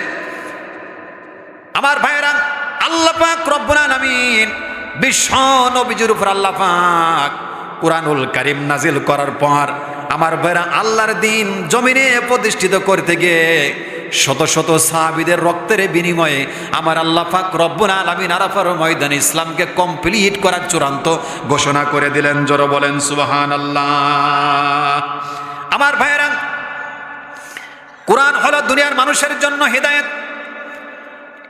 আল্লাহর আনুগত্য করার জন্য, রাসূলুল্লাহর আনুগত্য করার জন্য আমার আল্লাহ পাক রব্বুল আলামিন পৃথিবীর মধ্যে আল্লাহ পাক রব্বুল আলামিন তিনি কুরআনুল কারীম পাঠিয়েছেন। এই জন্য আল্লাহ পাক রব্বুল আলামিন তিনি সুন্দর করে জানিয়ে দিয়েছেন দুনিয়ার মানুষের জন্য, ওয়া ইযা ক্বিলা লাহুমুত্তাবিউ মা আনজালাল্লাহু قالوا حسبنا ما وجدنا عليه آباءنا أولو كان آباؤهم لا يعقلون شيئا ولا يهتدون। যারা বলেন আল্লাহু আকবার। আল্লাহ পাক রব্বুল আলামিন বলেছেন, মানুষের মধ্যে এক শ্রেণীর লোক আছে, যখন তাদেরকে বলা হয় আল্লাহর দিকে এসো, আল্লাহ পাক রব্বুল আলামিন রাসূলুল্লাহর উপরে যে পবিত্র কোরআনুল কারীম নাজিল করেছেন, সেই কোরআনুল কারীমের দিকে এসো, তখন তারা জবাব দেয়, আমরা কোরআনুল কারীমের কথা মানব না, রাসূলুল্লাহকে আমরা মানব না, আল্লাহর ইবাদত বন্দেগী আমরা করব না। আমাদের যে সমাজের মধ্যে যারা নেতৃত্ব দেয়, যে নেতা রয়েছে, আমরা নেতার আদর্শ মানব, কিন্তু রাসূলুল্লাহর আদর্শ আমরা মানব না। এই শ্রেণীর লোক সমাজের মধ্যে আছে না নাই? রাসূলুল্লাহকে আদর্শ নেতা হিসেবে মানবে না, কিন্তু দুনিয়ার মানুষকে নেতা মানে। যেই নেতা মানাকে আমার আল্লাহ পাক রব্বুল আলামিন হারাম করে দিয়েছেন, ঠিক কিনা? যেই নেতা মানাকে আমার আল্লাহ পাক রব্বুল আলামিন তিনি হারাম করে দিয়েছেন। আমার ভাইয়েরা, আল্লাহর কাছে হিদায়াত আমাদেরকে চাইতে হবে। আবু জেহেল রাসূলুল্লাহর শৈশবকাল দেখেছে, বিশ্ব নবীর যৌবনকাল দেখেছে, বেশি ভালোবাসতেন। আওয়াজ দিয়ে বলেন ঠিক না বেঠিক? আমার ভাইয়েরা, 40 বছর বয়স আল্লাহ পাক রব্বুল আলামিন রাসূলুল্লাহর উপর আল্লাহ পাক কোরআনুল কারীম নাজিল করেছেন। কোরআনুল কারীম নাজিল হওয়ার পর আবি তালেব আরো দুনিয়ার মধ্যে 10 বছর বেঁচেছিলেন। আমার ভাইরা, এমন কি সে আবি তালেবের ভিতরে রাসূলুল্লাহর জন্য জেল পর্যন্ত কেটেছেন। আমাদের বাংলাদেশের মতো জেলখানা না। বাংলাদেশে যারা খুন করে জেলের মধ্যে যায়, এরা জেলের মধ্যে ভালো খাবার পায়, ঠিক কিনা? খুরমা বিরিয়ানি খায় তারা। এবং জেলের মধ্যে বিভিন্ন বিনোদন অনুষ্ঠান বর্তমানে চালু হয়েছে, আছে না বলেন? বিভিন্ন বিনোদন অনুষ্ঠান বর্তমান জেলখানার মধ্যে পাওয়া যায়। মানুষ সারাদিন ভরে তাস খেলতেছে, জুয়া খেলতেছে, সিগারেট খাচ্ছে, সারাদিন ভরে টেলিভিশন দেখতেছে, ঠিক কিনা? কিন্তু আমার ভাই, রাসূলুল্লাহর যে জেলখানার মধ্যে ছিল, আল্লাহর নবী যেদিন জেলখানার মধ্যে ঢুকালেন, কাফের মুশরিকের বাচ্চারা, অর্থনৈতিক ব্যবস্থা বন্ধ করে দেওয়া হলো, খাবার বন্ধ করে দিলেন, গাছের লতা পাতা খেয়ে আমার ভাইরা ছাগলের নাদির মতো পায়খানা শুরু হয়ে গিয়েছিল। বর্তমান সময়ের মতো জেলখানা নয়। আমার ভাইরা, সেই কঠিন দুঃসময়েও আবি তালেব রাসূলুল্লাহকে ভুলে যান নাই। আমার ভাইয়ের, আবি তালেব যখন মৃত্যু সজ্জায় রাসূলুল্লাহ আবি তালেবের মাথার কাছে আসলেন। আবি তালেবকে বললেন, চাচা, 42টি বছর ধরে কোলের ভিতরে ভালোবাসা দিয়ে রাখলেন, এ অন্তিমকাল সময়, এই কঠিন বিপদের মুহূর্তে, মৃত্যু সজ্জায় দুপুর পার হয়ে গেছে, দুপুর পার হয়ে সন্ধ্যার পূর্ব মুহূর্তে তোমার কাছে আগমন করেছি। কিছুক্ষণ পর সূর্য অস্তমিত হয়ে যাবে। একটা বার শুধু আমার কানে কানে সাক্ষী দাও, একটা বার শুধু তুমি পড়ো, কুল্লা আশহাদু আল্লা ইলাহা ইল্লাল্লাহু কালিমাতান আশহাদ লাকা বিহা ইনদাল্লাহ। একটা বার শুধু তুমি কালেমার সাক্ষী দাও, কিয়ামতের ময়দানে আল্লাহর আদালতে আপনার পক্ষে সুপারিশ করে আল্লাহর জান্নাতে নিয়ে যাব। আবি তালেব কিতাবের মধ্যে এসেছে যে কালেমা পড়ার জন্য ঠোঁট নাড়াচাড়া করতেছিলেন, ঠোঁট নড়াচড়া করতেছিল, কালেমা পড়বে। পিছনে দাঁড়িয়ে গেল আবু জেহেল, উতবা, সাইবা। খবরদার আবু তালেব, বাপ দাদার ধর্মকে তোমরা ত্যাগ করবে না, খবরদার, বাপ দাদার ধর্মকে তোমরা ত্যাগ করবে না, মক্কার বড় বড় নেতাদের ধর্মকে তুমি ত্যাগ করবে না। তখন আবি তালেব কালেমা তার নসিবে হলো না, ঠিক কিনা? আবি তালেব তার জীবনে কালেমা নসিব হয় নাই, ভাগ্যে কালেমা হলো না, জাহান্নামে চলে গেছে, ঠিক কিনা? আমার ভাইরা, কোরআন থাকার পর, কোরআন পাওয়ার পর যাদের জীবনের পরিবর্তন ঘটাতে পারবে না, আল্লাহর কসম দিয়ে বললাম, তাদের জন্য আল্লাহর জান্নাতে যেতে পারবে না। আওয়াজ দিয়ে বলে ঠিক না বেটি? তারা আল্লাহর জান্নাতে যেতে পারবে না। আল্লাহ পাক তাদের অন্তরে মোহর মেরে দিয়েছেন। কিভাবে মোহর মেরেছেন? আল্লাহ পাক রব্বুল আলামিন বলেছেন, খতামাল্লাহু আলা কুলুবিহিম ওয়া আলা সামঈহিম ওয়া আলা আবসারিহিম গিশাওয়াতু ওয়া লাহুম আযাবুন আযীম। আল্লাহ পাক রব্বুল আলামিন সূরা বাকারার মধ্যে বলেছেন, খতামাল্লাহু আলা কুলুবিহিম, আমার আল্লাহ পাক রব্বুল আলামিন ওই সমস্ত লোকদের অন্তরের উপর আমার আল্লাহ পাক রব্বুল আলামিন তিনি মোহর মেরে দিয়েছেন। বিবেক আছে, বোঝার মতো, জানে যে এইটাই কোরআনের পথ, এইটা রাসূলুল্লাহর পথ, এইটাই ইসলামের পথ, এইটাই জান্নাতের পথ।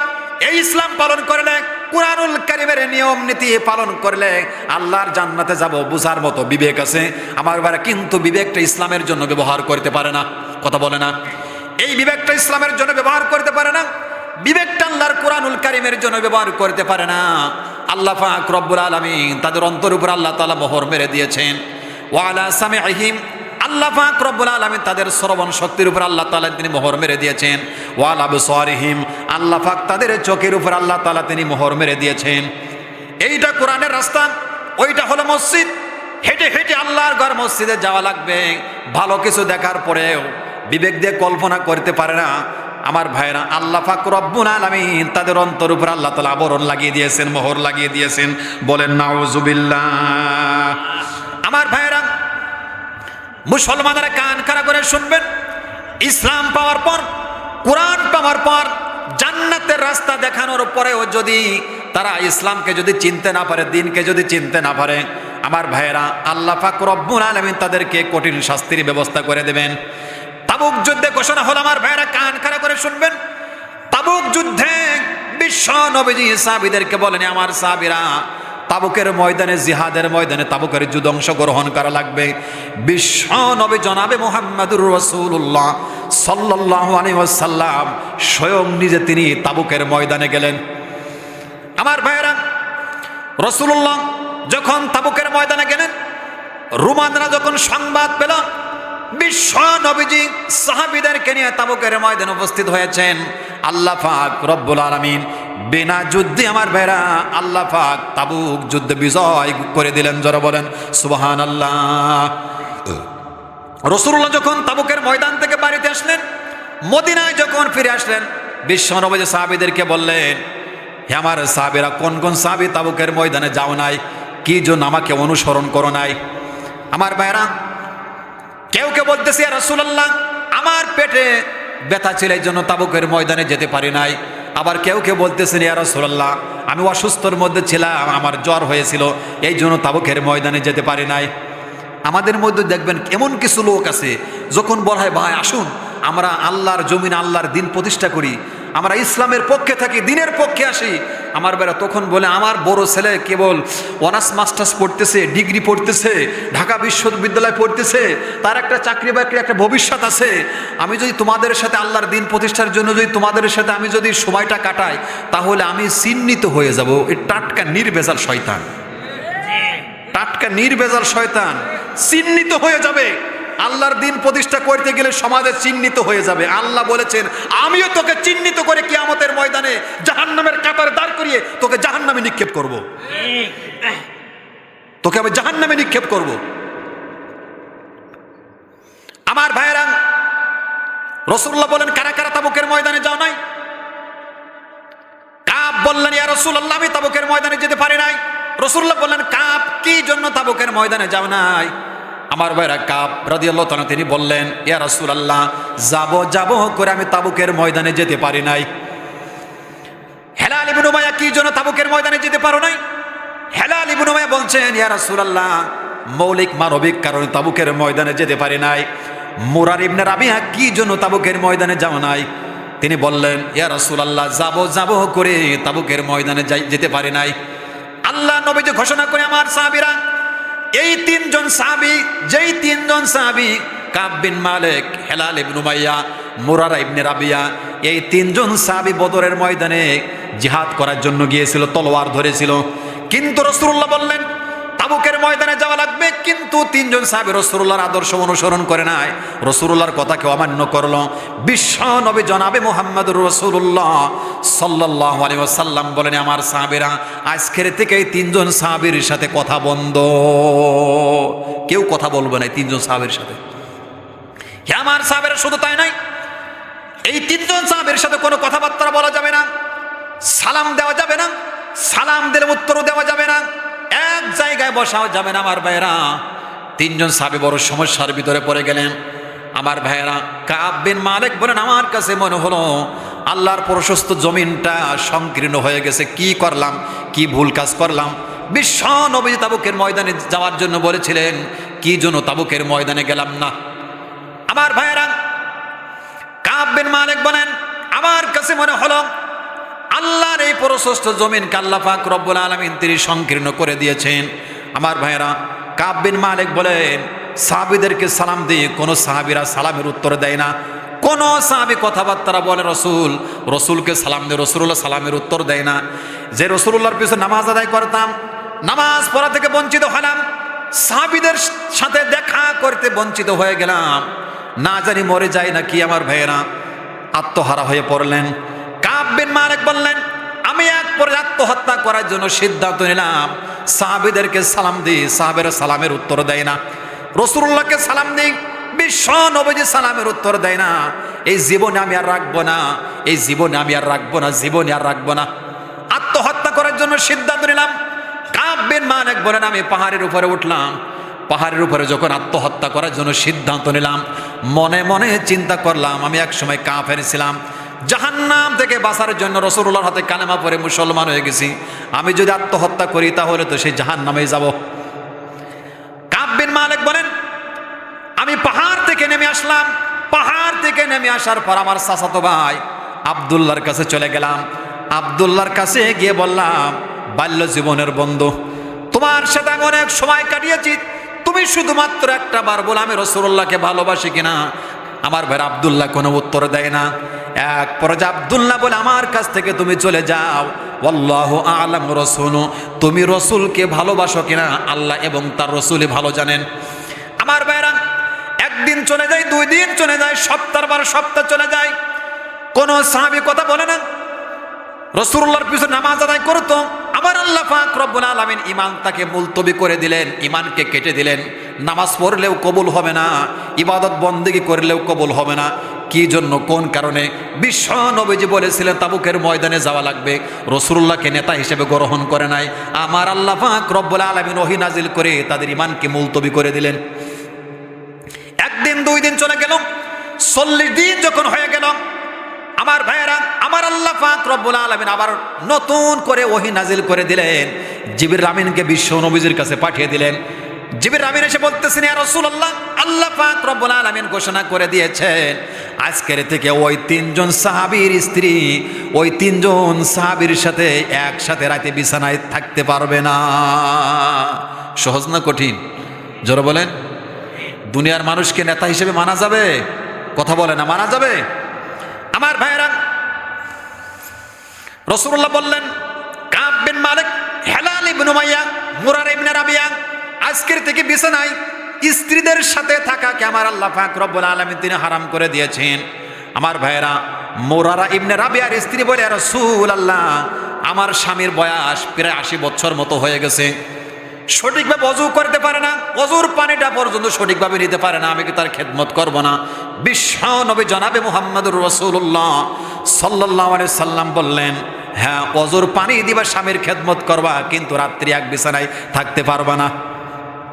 আমার ভাই 41 দিন চলে যায়, 42 দিন চলে যায়, 50 দিন যখন হয়ে গেল, আমার আল্লাহ পাক রব্বুল আলামিন আমার ভাইরা জিবরিল আমিনকে পাঠিয়ে দিয়ে রাসূলুল্লাহর কাছে এসে বললেন, ইয়া রাসূলুল্লাহ, আল্লাহ পাক রব্বুল আলামিন ওই 3 জন সাহাবীকে আল্লাহ পাক রব্বুল আলামিন ক্ষমা করার জন্য সুসংবাদ দিয়েছেন। জোরে বলেন সুবহানাল্লাহ।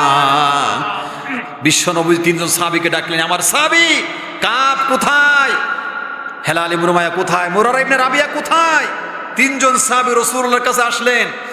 বিশ্বনবীজি বললেন, হেলাল ইবনে উমাইয়া, মুরারা ইবনে রাবিয়া, কাব বিন মালিক, আল্লাহ পাক রব্বুল আলামিনের পক্ষ থেকে তোমাদের জন্য ক্ষমার ঘোষণা এসেছে। আমার ভাইরা, তখন তারা 3 জন সাহাবী আল্লাহর দরবারে সিজদায় পড়ে চোখের পানি ফেলে কান্নাকারি করতেছে। সাহাবী বললেন, ইয়া রাসূলুল্লাহ, এই ক্ষমা কি আপনার পক্ষ থেকে হয়েছে নাকি আল্লাহর পক্ষ থেকে হয়েছে? রাসূল বললেন, আল্লাহ ক্ষমা করেছি, এখনো পর্যন্ত আমি রাসূল ক্ষমা করি নাই। তখন রাসূল ওই মুহূর্তে বললেন, আমি এই মুহূর্তে তোমাদেরকে ক্ষমা করে দিলাম, আমি তোমাদেরকে ক্ষমা করে দিলাম। এই জন্য আল্লাহ পাক বলেছেন, আল্লাহর ইবাদত করো, আল্লাহর আনুগত্য করো, রাসূলুল্লাহর আনুগত্য করো। আমার ভাইরা, সাহাবা একরামগণ রাসূলুল্লাহকে জীবন দিয়ে তারা ভালোবেসেছেন। মুতার যুদ্ধে আল্লাহর নবীজি বলেন, আমার সাহাবীরা, আজকের এই মুতার যুদ্ধে 3 জন সাহাবী সেনাপতির দায়িত্ব পালন করবে। 1 নম্বর হলো যায়েদ রাদিয়াল্লাহু তাআলা আনহু, আব্দুল্লাহ বিন রাওহা, হযরতে জাফর রাদিয়াল্লাহু তাআলা আনহু। আল্লাহ নবীজি বললেন, মুতার প্রান্তরে 3 জন সাহাবী সেনাপতির দায়িত্ব পালন করবে। আমার ভাইরা, 3 জন সাহাবী মনে মনে চিন্তা করতেছেন, আজকে মুতার প্রান্তরে সারা জীবনের জন্য শাহাদত বরণ করব, তারা বুঝে ফেলেছে। রাসূল বলেন, যাও মুতার প্রান্তরে চলে যাও। মুতার প্রান্তরে যাওয়ার আগে আগে তোমরা বাড়ি থেকে বিদায় নিয়ে চলে এসো। রাসূলুল্লাহ আমার ভাইয়েরা মসজিদে নববীর মধ্যে আমার ভাইয়েরা সাহাবীদেরকে ঘটনা শোনাচ্ছেন, আর রাসূলুল্লাহর চোখ থেকে পানি পড়ে দাঁড়িয়ে বেয়ে বেয়ে জমিনের মধ্যে মসজিদে নববীর মধ্যে পড়তেছেন। রাসূলুল্লাহ বলতেছেন, আব্দুল্লাহ বিন রাওহা শাহাদত বরণ করে মুতার প্রান্তরে শাহাদত বরণ করে আল্লাহর জান্নাতে চলে গেছে। এরপরে যায়েদ রাদিয়াল্লাহু তাআলা আনহু মুতার প্রান্তরে শাহাদত বরণ করে আল্লাহর জান্নাতে চলে গেছে। আর হযরতে জাফর রাদিয়াল্লাহু তাআলা আনহু তিনি যখন বাড়িতে বিদায় নেওয়ার জন্য গিয়েছিলেন, বাড়ির দরজার কাছে গিয়ে স্ত্রীকে বলেন, প্রাণের স্ত্রী একটু বের হয়ে আসো, রাসূলুল্লাহ আমাকে মুতার প্রান্তরে জিহাদ করার জন্য ঘোষণা করেছেন, তোমাকে একটু মাত্র সালাম দেওয়ার জন্য আগমন করেছে, আমার সালামের উত্তর নাও, আমি জিহাদের ময়দানে চলে যাব। স্ত্রী বলে, আমার প্রাণের স্বামী, আমি তোমার জন্য দোয়া করে দিলাম, আল্লাহ যেন তোমাকে গাজী বানায়া আবার আমার বাড়িতে যেন ফেরত এনে দেয়। হযরতে জাফর চোখের পানি ফেলে দিয়ে বললেন, চিৎকার করে বললেন, আমার স্ত্রী, আমার কলিজার টুকরা, আমার স্ত্রী উল্টা দোয়া করবেন রাসূলুল্লাহ, আমার নাম মাঝখানে বলেছেন, আমার আগেও একজন আছে, পিছনে আরেকজন আছে, নিশ্চিত আজকে বুঝতে পেরেছি মুতার প্রান্তরে চিরদিনের জন্য শাহাদত বরণ করব। আমার ভাইয়েরা, হযরতে জাফর রাদিয়াল্লাহু তাআলা আনহু বাড়ির থেকে বিদায় নিয়ে, স্ত্রীদের কাছ থেকে বিদায় নিয়ে আমার ভাইয়েরা জিহাদের ময়দানের দিকে যাচ্ছেন। আর পিছনে পিছনে ছোট্ট ছোট্ট আমার ভাইয়েরা সন্তানরা আব্বা আব্বা বলে চিৎকার করে কান্নাকাটি করতেছেন, আব্বাকে ডাক দিচ্ছেন, আব্বা আব্বা, একটা বারের জন্য পিছনের দিকে তাকাও, একটা বারের জন্য পিছনের দিকে তাকাও। আমার ভাইয়েরা, আমাদের সন্তানের যখন কোনো অসুখ হয়, সন্তানের যদি নিউমোনিয়ায় জ্বর হয়, আমাদের কোনো হুঁশ থাকে না, আওয়াজ দিয়ে বলেন ঠিক না ঠিক? কোন সময় ফজর চলে যায়, কোন সময় মাগরিব চলে যায়, কোন সময় ইশা চলে যায়, আমাদের কোনো বুঝই আসে না, ঠিক কিনা? কিন্তু হযরত জাফর রাদিয়াল্লাহু তাআলা আনহু বাড়ির থেকে বিদায় নিয়ে চলে যাচ্ছেন, ছোট্ট ছোট্ট কলিজার টুকরা সন্তানগুলো আব্বা আব্বা বলে চিৎকার করে কান্নাকাটি করতেছে, আব্বা একটা বার পিছনের দিকে তাকাও। হযরতে জাফর একটা বারের জন্য পিছনের দিকে তাকিয়ে দেখলেন না, কারা কারা কান্নাকাটি করে, কারা কারা দৌড়ায়। হযরতে জাফর মুতার প্রান্তরে চলে গেলেন। মুতার প্রান্তরে আমার ভাইরা কাফেরদের সাথে যুদ্ধ করতেছেন। হযরতে জাফরের বাম হাত কেড়ে দেয়া হলো। আমার ভাইরা, আল্লাহর কালেমার পতাকা ডান হাত দুরুসু করে রাখলেন, ডান হাত কেটে দেওয়া হলো। হযরতে জাফর আল্লাহর কালেমার পতাকা আমার ভাইরা কামরায় দিয়ে উঁচু করে রাখলেন। সাহাবীদেরকে বলেন, আমার সাহাবীরা আমার কাছে এসো, আল্লাহ নবীজির কাছে আমার খবরটা পৌঁছায় দিও। আমার ডান হাত কেটে ফেলে দিয়েছে, বাম হাতটাও কেটে ফেলে দিয়েছে। আল্লাহর কালেমার পতাকা, দ্বীনের পতাকা মাটিতে পড়তে দেই নাই, কামরায় ধরে উঁচু করে রেখেছি। জোরে বলেন আল্লাহু আকবার। আমার ভাইয়েরা, আর আমরা তাসবিহ টিপে টিপে আল্লাহর জান্নাতে যাওয়ার আশা করতেছি। তাসবিহ টিপলে আল্লাহর জান্নাতে চলে যাব, এত সহজ না।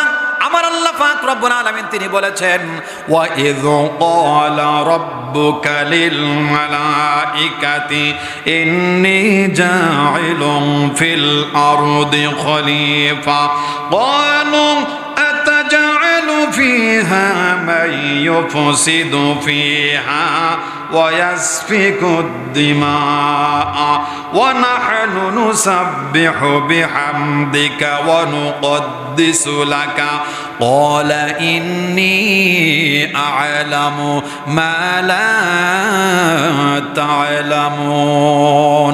জোরে বলেন আল্লাহু আকবার। আল্লাহ পাক রব্বুল আলামিন, আপনাদের জানা আছে আল্লাহ পাক রব্বুল আলামিন তিনি যখন এই দুনিয়ার মধ্যে আল্লাহ তাআলা প্রতিনিধি পাঠাতে চেয়েছিলেন, দুনিয়ার মধ্যে আমি প্রতিনিধি পাঠাবো, মানুষ পাঠাবো। আমার ভাইরা, ফেরেশতাদের কাছে আমার আল্লাহ পাক রব্বুল আলামিন পরামর্শ চেয়েছিলেন। ফেরেশতারা বলেছে, রব্বুল আলামিন দুনিয়ার মধ্যে মানুষ পাঠানোর কোনো প্রয়োজন নাই, দুনিয়ার মধ্যে মানুষ পাঠানোর কোনো প্রয়োজন নাই। তারা রক্তপাত ঘটাবে, মারামারি করবে, তারা জখম করবে, আমরাই তো আপনার তাসবিহ পড়তেছি, আপনার মানুষ পাঠানোর কোনো প্রয়োজন নাই। আমার আল্লাহ পাক রব্বুল আলামিন সুন্দর করে ফেরেশতাদের জবাব দিয়েছিলেন, ক্বালা ইন্নী আ'লামু মা লা তা'লামুন। হে আমার ফেরেশতারা, আমি যা জানি তোমরা তা জানো না। আওয়াজ দিয়ে বলতে হবে মুসলমানেরা, আল্লাহ যা জানে দুনিয়ার মানুষ কি তাই জানে নাকি? আমার তার মানে হলো আমার আল্লাহ পাক রব্বুল আলামিন ফেরেশতাদেরকে বোঝাতে চাইছেন, আমার ফেরেশতারা, আমার আল্লাহ পাক রব্বুল আলামিন আয়াতের মধ্যে আল্লাহ পাক খলিফা শব্দ দিয়েছেন। এই খলিফা শব্দ হলো একটা পলিটিক্যাল ওয়ার্ড, একটা রাজনৈতিক শব্দ। তার মানে আমার ভাইয়েরা, আল্লাহ পাক রব্বুল আলামিন শুধুমাত্র তসবিহ পড়ার জন্য আল্লাহ পাক দুনিয়ার মধ্যে আমাদেরকে তিনি পাঠান নাই। আল্লাহর যদি শুধুমাত্র তসবিহ পড়ার তসবিহ শোনার যদি প্রয়োজন হতো, আল্লাহ পাক ফেরেশতাদের কাছ থেকে আল্লাহ তসবিহ শুনতেন, দুনিয়ার মধ্যে মানুষ পাঠানোর কোনো প্রয়োজন ছিল না। আওয়াজ দিয়ে বলেন ঠিক না বেঠিক? আমরা জিকির করি লা ইলাহা ইল্লাল্লাহ।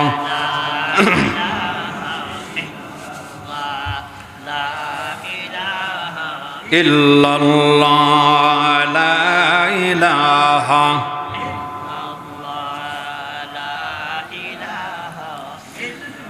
লা ইলাহা ইল্লাল্লাহ মুহাম্মাদুর রাসূলুল্লাহ।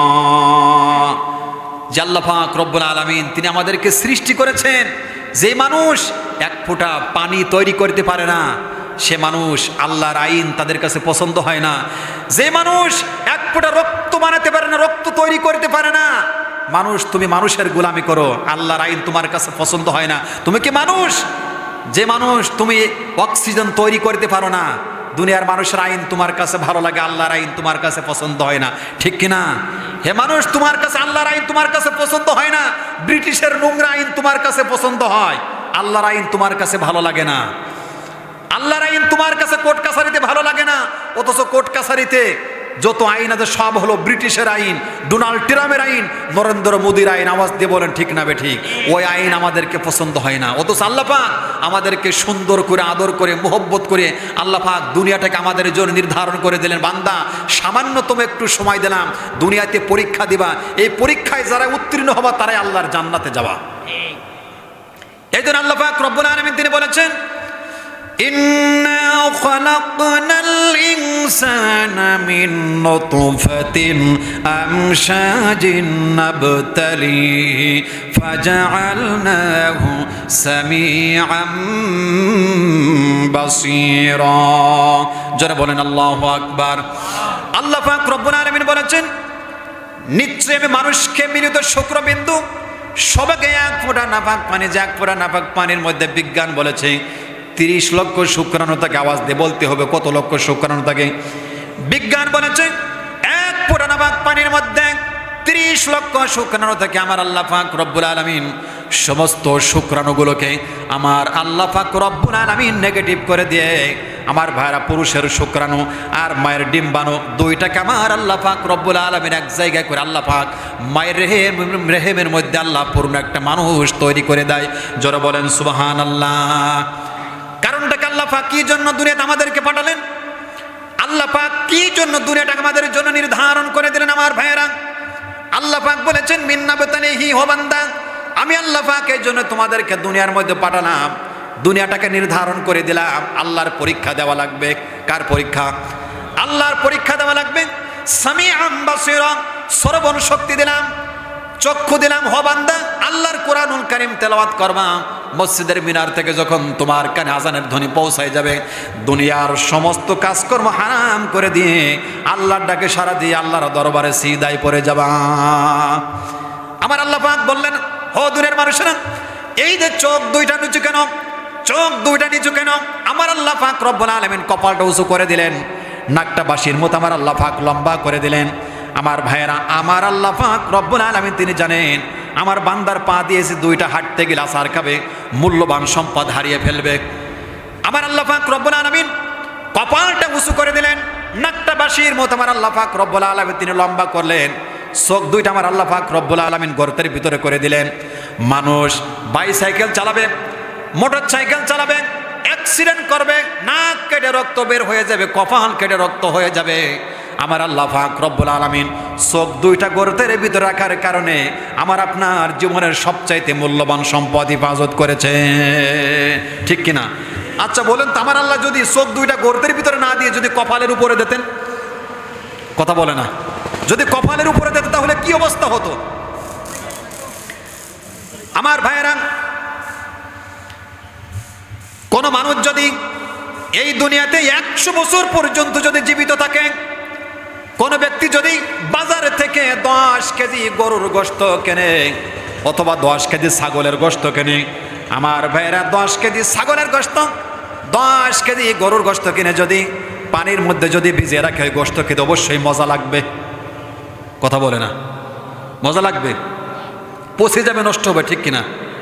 তার মানে হলো 1 মাস পর্যন্ত 10 কেজি গরুর গোশত, 1 মাস পর্যন্ত 10 কেজি ছাগলের গোশত যদি পানির মধ্যে যদি ভিজে রাখা হয়, নষ্ট হয়ে যায়, খাবার উপযোগী হয়ে যায়, অনুপযোগী হয়ে যায়, ওই গোশত খাইলেই মারা যেতে পারে, মারা যেতে পারে, এমনকি ডায়রিয়া হইতে পারে। আওয়াজ দিয়ে বলেন ঠিক না বে ঠিক?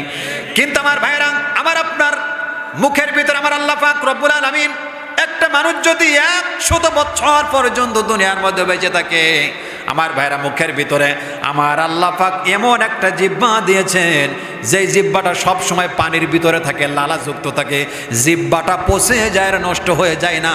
আমার আপনার জীবনের সবচাইতে মূল্যবান সম্পদ হেফাজত করেছেন। আওয়াজ দিয়ে বলেন ঠিক না বেঠিক? সবচাইতে মূল্যবান সম্পদ হেফাজত করেছেন আমার ভাইরা। এই জন্য আমার আল্লাহ পাক রব্বুল আলামিন তিনি সুন্দর করে আমার আল্লাহ পাক রব্বুল আলামিন তিনি জানিয়ে দিয়েছেন। আমার আল্লাহ পাক রব্বুল আলামিন তিনি বলেছেন, আফা গায়রাল্লাহি দীনান আফা গায়রা দীনিল্লাহি ইয়াবগুনা ওয়া লাহু আসলামা মান ফিস সামাওয়াতি ওয়াল আরদি তাওআন ওয়া কারহান ওয়া ইলাইহি তুরজাউন। যারা বলেন আল্লাহু আকবার। আল্লাহ পাক রব্বুল আলামিন বলেছেন, ও দুনিয়ার নাফরমানি বান্দারা, 1 ফোঁটা নাপাক পানি দিয়ে আমি আল্লাহ পাক রব্বুল আলামিন তোমাদেরকে সুন্দর করে মানুষ বানাইলাম। অথচ দুনিয়াতে আসার পর আল্লাহর আইন বাদ দিয়ে তোমরা দুনিয়ার মানুষের তৈরি করা আইন মানো। কথা বলে না কেন? অথচ আমার আল্লাহ পাক রব্বুল আলামিন বলেন, সূর্য পূর্ব দিক থেকে উদিত হয়। আজ পর্যন্ত আমার ভাইরা সূর্য কোনোদিন পশ্চিম দিক থেকে উদিত আপনারা দেখেছেন? তার মানে সূর্য আইন মানে কায়? যারা বলেন সূর্য আইন মানে কার? আমার ভাইরা, আল্লাহ পাক রব্বুল আলামিন আমাদেরকে আদর করে মহব্বত করে আল্লাহ পাক রব্বুল আলামিন তিনি আমাদেরকে দুনিয়ার মধ্যে পাঠালেন। আমার ভাইরা, আজকে আমাদের কথা খারাপ লাগলেও কিয়ামতের ময়দানে বুঝবেন আমরা আপনাদের সবচেয়ে আপন লোক ছিলাম। আওয়াজ দিয়ে বলেন ঠিক না বেঠিক? আজকে আমাদের কথা ভালো লাগে না, আজকে আমাদের কথা পছন্দ হয় না, আজকে ইসলাম ভালো লাগে, আজকে কোরআন ভালো লাগে না। অথচ কিয়ামতের ময়দানে বুঝবেন যে আলেমরাই সবচাইতে আপনাদের আপন লোক ছিল, ঠিক কিনা? ইমাম সাহেবরাই সবচাইতে আপনাদের আপন লোক ছিল, মসজিদের খতিব সাহেব সবচাইতে আপনাদের আপন লোক ছিল। আজকে তোমাদের জীবনটাকে জাহান্নামে বানিয়ে ফেলাচ্ছে। কথা বলেন ঠিক না বেঠিক? আজকে আমরা যে নেতার পিছনে ছুটতেছি, ওই নেতা বেনামাজি, নেতা নামাজ পড়ে না, নেতার দাড়ি নাই, নেতা ইসলামের বিরুদ্ধে কথা বলে, নেতা কুরআনুল কারীমের বিরুদ্ধে কথা বলে। তোমাকে সকাল থেকে সন্ধ্যা পর্যন্ত সারাদিন তুমি কুত্তার মতো ঘেউ ঘেউ করে নেতার পিছনে তুমি চলাফেরা করো, কিন্তু ওই দিন তুমি নিজেই বলবা যে পরকালীন আরেকটা জীবন আছে, জীবনে কখনো ভেবে দেখি নাই। পরকাল আরেকটা জীবন আছে, কোনোদিন ভেবে দেখি নাই। ভেবেছিলাম দুনিয়ার জীবনটাই হলো আকর্ষণ একটা জীবন, দুনিয়ার নিয়ামতটাই হলো একটা পরিপূর্ণ নিয়ামত, কিন্তু পরকালীন যে আরেকটা জীবন আল্লাহ পাক রব্বুল আলামিন ব্যবস্থা করেছেন, তৈরি করে রেখেছেন, কিয়ামতের ময়দানে আল্লাহর দরবারে জবাবদিহি করা লাগবে, এইটা কখনো চিন্তা করেও দেখি নাই, কল্পনাও করে দেখি নাই।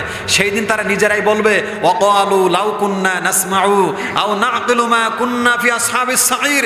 চোখের পানি ফেলাবে, আঙ্গুলগুলো কামড়াতে থাকবে আর বলতে থাকবে, আও নাসমাউ, যদি আলেমদের কথা শুনতাম, যদি ইসলামের পক্ষে যদি থাকতাম, যদি দ্বীনের পক্ষে থাকতাম, যদি কুরআনুল কারীমের কথাগুলো যদি শ্রবণ করে নিতাম, হায়রে আজকে জাহান্নামে আসতাম না। ও নাকিলু, আল্লাহ যে বিবেক দিয়েছেন চিন্তা করার জন্য, কল্পনা করার জন্য, ইসলাম থাকার পরেও, কোরআন থাকার পরেও, রাসূলুল্লাহর সুন্নাহ থাকার পরেও এই বিবেক দিয়ে যারা আমার ভাইরা আল্লাহকে চিনতে পারে না, রবকে যারা চিনতে পারে না, ইসলামকে যারা চিনতে পারে না, আল্লাহ পাক বলেছেন ফি আসহাবিস সাঈর, যা কিয়ামতের ময়দানে তোর জন্য সাঈর নামক জাহান্নাম। কোন জাহান্নামে যাবে? কোন নামক? সাঈর নামক জাহান্নামে যাবে। যাদের বুঝার মতো ক্ষমতা আছে, বিবেক আছে, এবং যারা শুনেও না শোনার ভান করে থাকে, আল্লাহ বলেছেন এই 2 শ্রেণীর লোক সাঈর নামক জাহান্নামে যাবে। আমার ভাইয়েরা, অথচ আমাদের এই বাংলাদেশে কোন লোক যদি ইসলামের বিরোধিতা করে, আল্লাহর দ্বীনের বিরোধিতা করে, কুরআনুল কারীমের মাহফিলে বাধা দেয়, ইসলাম পছন্দ করে না, লোকটা যখন মারা যায় আমার ভাইয়েরা, শত লোক জানাজার নামাজ সামনে রেখে, লাশ সামনে রেখে সাক্ষী দেয় লোকটা ভালো ছিল নাকি খারাপ ছিল। আমরা কি উত্তর দিই? আপনাদের একা চালু আছে? আমার ভাইয়েরা, শত লোক সারা জীবন ইসলামের বিরোধিতা করেছে, আল্লাহর দ্বীনের বিরোধিতা করেছে, কোরআনুল কারীমের মাহফিলে বাধা দিয়েছে। লোকটা যখন মারা যায় লাশ সামনে রেখে বলে লোকটা ভালো ছিল নাকি খারাপ ছিল, আমরা কি বলে থাকি? আমার ভাইরা, আরেকটা লোক সারা জীবন ভরে ইসলামের জন্য জেল কেটেছে, আল্লাহর দ্বীনের জন্য শাহাদাত বরণ করেছে, আল্লাহর দ্বীনের জন্য আমার ভাইরা জেল কেটেছে, জুলুম অত্যাচারের শিকার হয়েছে। আমার ভাইরা, ওই লোকটা যখন মারা যায় জানাজার নামাজের ওই লাশটা যখন সামনে রাখে তখন বলা হয় লোকটা ভালো ছিল নাকি খারাপ ছিল, আমরা কি বলে থাকি? আমার ভাইরা, শুধু তাই নয়, সারা জীবন আল্লাহর দ্বীনের বিরোধিতা করেছে, কুরআনুল কারীমের বিরোধিতা করেছে। লোকটাকে যখন দাফন দেওয়া হয় আমার ভাইরা, শত শত লোক চিৎকার করে বলতে থাকে বিসমিল্লাহি ওয়া আলা মিল্লাতি রাসূলিল্লাহ, আল্লাহর নামে রাসূলুল্লাহর দলে রেখে গেলাম। আমার ভাইরা, অথচ সারা জীবন আল্লাহর কুরআনুল কারীমের বিরোধিতা করেছে, রবের বিরোধিতা করেছে। আওয়াজ দিয়ে বলেন ঠিক না বেঠিক? ও তো আল্লাহর দল করে নাই, রাসূলুল্লাহর দল করে নাই, মিথ্যা কথা বলে গেল যে আল্লাহর নামে রাসূলুল্লাহর দলে রেখে গেলাম। অথচ আল্লাহর ইবাদত করে নাই, রাসূলুল্লাহর দলও তো পৃথিবী থেকে করে নাই। ওই দোয়া পরে কোনো কাজে লাগবে? আমার ভাইয়েরা, আপনারা জানেন কবরের মধ্যে কয়টা প্রশ্ন করা হবে? কয়টা? কবরের মধ্যে 3টা প্রশ্ন করা হবে। আমার ভাইয়েরা, এই কবরের 3টা প্রশ্ন দুনিয়াতে কোনো ব্যক্তি মুখস্থ করে কবরের প্রশ্নের উত্তর দিতে পারবে না। উত্তর দিতে পারবে? কবরের 3টা প্রশ্ন দুনিয়ার কোনো ব্যক্তি আমার ভাইরা মুখস্থ করে উত্তর দিতে পারবে না। সারা জীবন ভরে যদি মার রব্বুকা মার রব্বুকা মার রব্বুকা পড়তে পড়তে যদি আমার ভাইয়ের হাফেজ হয়ে যায়, মৃত্যু বরণ করার সাথে সাথে মার রব্বুকা ওমা দীনুকা ওমা নাবিয়ুকা, আল্লাহর কসম দিয়ে বললাম কবরে আমার ভাইরা 3টি প্রশ্নের উত্তর দিতে পারবে না। তার মানে হলো আমার ভাইরা কবরের মধ্যে 3টা প্রশ্ন আর হাশরের ময়দানে 5টা প্রশ্ন, মোট 8টা প্রশ্ন। যারা রবের বিধান মানে নাই, যারা ইসলামের পক্ষে যারা থাকে নাই, আল্লাহর কসম দিয়ে বললাম এই কবরের মধ্যে 3টা প্রশ্ন আর হাশরের ময়দানে 5টা প্রশ্ন, এই 8টি প্রশ্নের কেউ উত্তর দিতে পারবে না। 8টি প্রশ্নের কেউ উত্তর দিতে পারবে না। আমার ভাই, আমাদেরকে মরা লাগবে, ঠিক কিনা? মৃত্যুবরণ করা লাগবে না? আওয়াজ দিয়ে বলে মৃত্যুবরণ করা লাগবে না? আল্লাহ পাক রব্বুল আলামিন বলেছেন যে কুল্লু নাফসিন যায়কাতুল মাউত, মৃত্যুর স্বাদ তোমাকে গ্রহণ করাই লাগবে। মৃত্যু তোমার কাছে যাবে, মৃত্যু আমার কাছে আসবে, মৃত্যু থেকে কেউ বাঁচতে পারবে না। আজরাইল যখন কোনো ব্যক্তির কাছে যাবে কোনো সুপারিশ কবুল হবে? কোনো সুপারিশ কবুল হবে না। ইদা জাআ আজালুম মুসাম্মা, মৃত্যুর যখন সময় হবে, নির্ধারিত সময় মৃত্যু হয়ে যাবে। আওয়াজ দিয়ে বলে ঠিক না বেঠিক? মৃত্যু আমার হবে, আমরা সবাই জানি। মৃত্যু আমার হবে, আমরা সবাই জানি। বাবা জানে, আমার মা জানে, বোনেরা তোমরাও জানো যে মৃত্যু হবে। হে যুবক, তুমিও জানো তোমার মৃত্যু হবে, ঠিক কিনা? সুতরাং যুবক, তুমি ইসলামের বিরোধিতা করো না, ক্ষমতা দেখায়ও না। তোমার চাইতে বড় ক্ষমতাশীল ছিল আবু জেহেল, ঠিক কিনা? দুনিয়ায় থাকতে পারে নাই। যুবক, তোমার চাইতে বড় ক্ষমতাশীল ব্যক্তি ছিল নমরুদ, দুনিয়ায় থাকতে পারে নাই। হে যুবক, তোমার চাইতে বড় ক্ষমতাশীল ব্যক্তি ছিল ফিরাউন, দুনিয়াতে থাকতে পারে নাই। হে যুবক, তোমার চাইতে বড় ক্ষমতাশীল ব্যক্তি ছিল নমরুদ, দুনিয়াতে তারা থাকতে পারে নাই, ঠিক কিনা? সবাই দুনিয়া ছাড়তে হয়েছে। এই স্বাদের পৃথিবী, এই স্বাদের ঘর কেউ থাকতে পারবে না, ঠিক কিনা? থাকতে পারবে? যুবক, অহংকার করে চলো না, তোমার মৃত্যু হবে। প্রত্যেক দিন যুবক মারা যাচ্ছে। আওয়াজ দিয়ে বলে ঠিক না বেঠিক? যুবক, ক্ষমতা দেখায় না, মরে যাওয়ার সাথে সাথে তোমাকে লাশ বলবে। বন্ধুরা বাড়ির কাছে এসে বলবে লাশটা কোথায়, আর বন্ধুত্ব থাকবে না। যে হাত দিয়ে মানুষ মারতে, যে হাত দিয়ে মানুষকে প্রহার করতে, ওই হাত আর উঠবে না, প্যারালাইসিস হয়ে যাবে, পা দুইটা সোজা হয়ে পড়ে থাকবে, ঠিক কিনা? পা দুইটা সোজা হয়ে পড়ে থাকবে। আজকে তোমার শক্তি আছে, সামর্থ্য আছে, ওই শক্তি একদিন থাকবে না। শক্তি থাকবে? আজকে অনেকেরই দাড়ি পাকে নাই, অনেক যুবকের দাড়ি পাকে নাই, কিন্তু অনেকেরই দাড়ি পেকে গেছে, মাথার চুল পেকে গেছে, দাড়ি পেকে গেছে। এক সময় দাড়ি পেকে পাকে না, এখন দাড়ি পেকে গেছে, চুল পেকে গেছে, দাঁত উপরে যাচ্ছে। আওয়াজ দিয়ে বলেন ঠিক না বেঠিক? তার মানে দুনিয়ার জীবনটা হলো ক্ষণস্থায়ী জীবন, আখেরাতের জীবনটা হলো চিরস্থায়ী জীবন, ঠিক কিনা? যেই ঘরে তুমি 50 বছর ধরে ঘুমালে, 50 বছর ধরে তুমি আরামের বিছানায় তুমি থাকলে, মরে যাওয়ার সাথে সাথে ঘর থেকে তোমাকে টেনে টেনে বের করে নেবে, ঠিক কিনা? ঘর থেকে টেনে টেনে বের করে নেবে। জীবনের শেষ গোসলটাও তোমার জন্য হবে। সকলেই কাতারবন্দী হয়ে তোমার জীবনের শেষ জানাজার নামাজটাও তোমার জন্য পড়বে।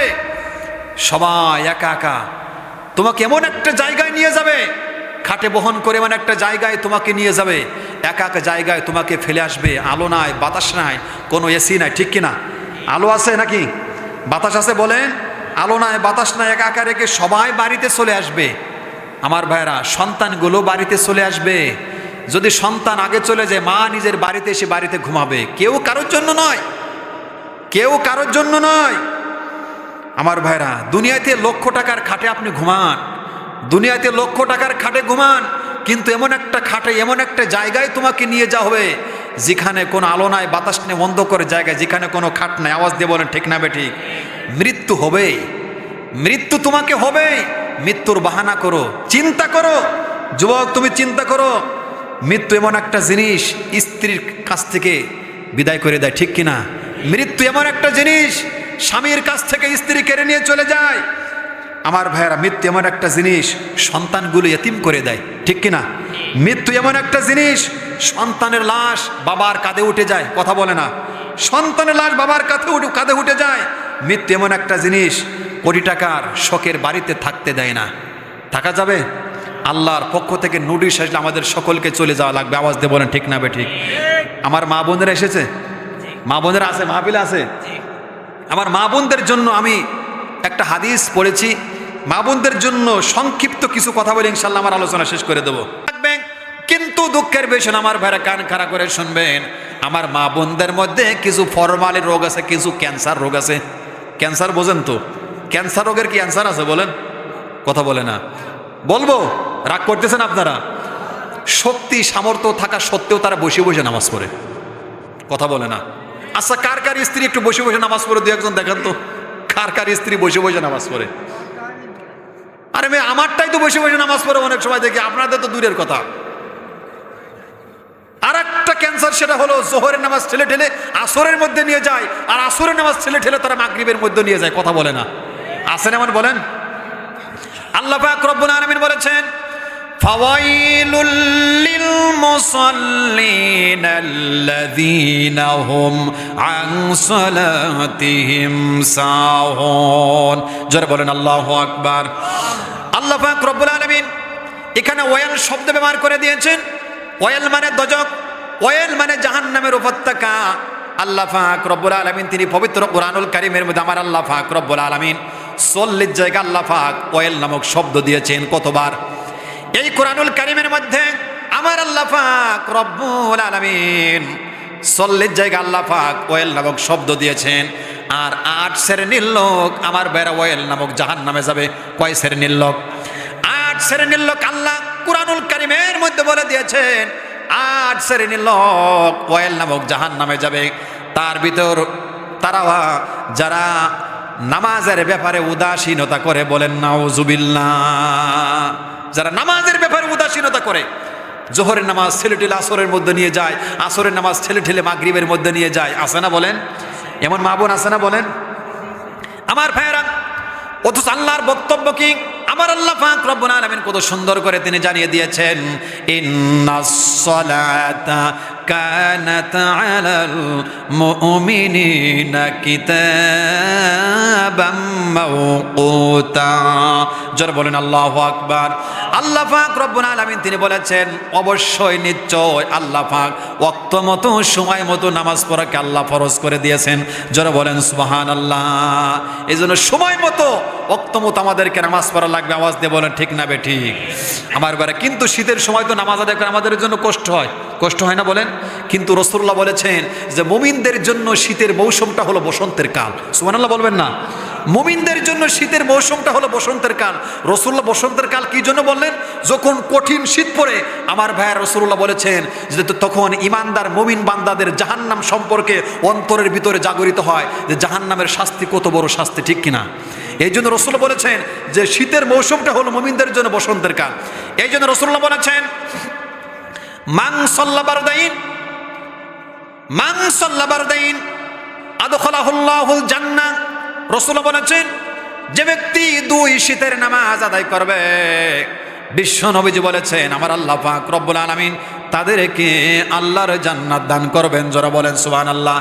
কয় শীতের নামাজ? 2 শীত মানে কোন কোন নামাজ? ফজরের নামাজ এবং আসরের নামাজ। আপনারা মনে করতেন হয়তো যে ফজরের নামাজ এবং ঈশার নামাজের গুরুত্ব আছে, ঠিক কিনা? রসুল বলেছেন ফজরের নামাজ এবং ঈশার নামাজ জামাতে পড়লে সারা রাত ইবাদত করলে যে সব হয়, আল্লাহ তাআলা তার আমল নামায় পরিমাণ সব দেন, ঠিক কিনা?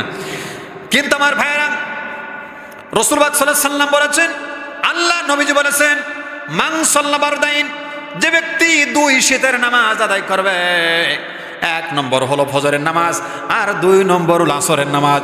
রাসূলুল্লাহ বলেছেন, যারা ফজরের নামাজ এবং আসরের নামাজ যারা জামাতের সহিত আদায় করবে, আমার আল্লাহ পাক রব্বুল আলামিন তাদেরকে আল্লাহর জান্নাত দান করবেন।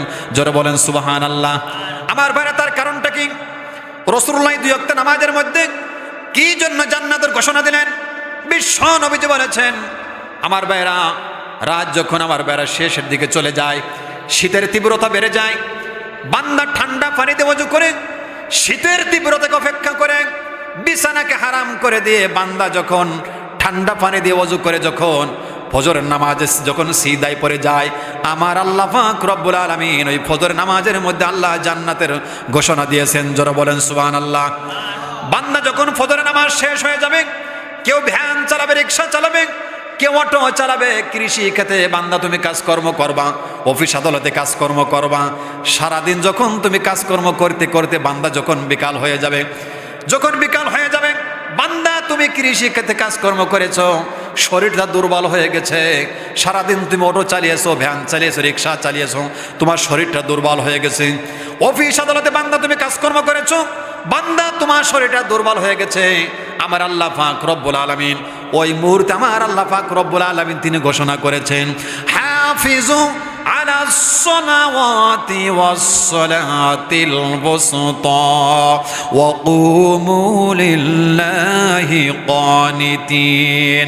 বান্দা তুমি সারাদিন ভ্যান চালিয়েছো, রিক্সা চালিয়েছো, অটো চালিয়েছো, তোমার শরীরটা ক্লান্ত হয়ে গেছে, দুর্বল হয়ে গেছে, খবরদার বসে বসে বান্দা নামাজ পড়া যাবে না। ওয়াকুমু, বান্দা তুমি দাঁড়িয়ে যাও, ওয়াকুমু লিল্লাহি কানিতিন, বিনয়ের সাথে, নম্রতার সাথে, ভদ্রতার সাথে বান্দা তুমি আসরের নামাজ পড়ো। জোরে বলেন সুবহানাল্লাহ। কোন সময় ফজর চলে যায়, অথচ কোন সময় আসর চলে যায়। রাসূল 2 ওয়াক্ত নামাজের মধ্যে জান্নাতের ঘোষণা দিলেন, কিন্তু আমরা বান্দারা ঘুমিয়ে থাকে, কিন্তু ফজর চলে যায় নিজেরাই টের পায় না, ঠিক কিনা? কেমন করে ঘুমাও তুমি ও মানুষ,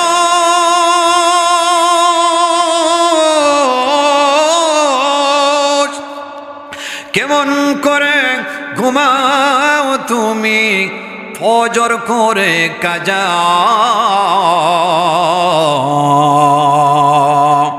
এমন তো হতে পারে তোমার জোহরে জানাজা, ঠিক কিনা? আচ্ছা, আগামীকালকে জোহর পর্যন্ত কারা কারা বেঁচে থাকবেন 2-1 জন গ্যারান্টি সহকারে হাত উঁচু করে ক্ষমতা দেখান তো। বলতে পারবেন? কথা বলেন পারবেন কেউ?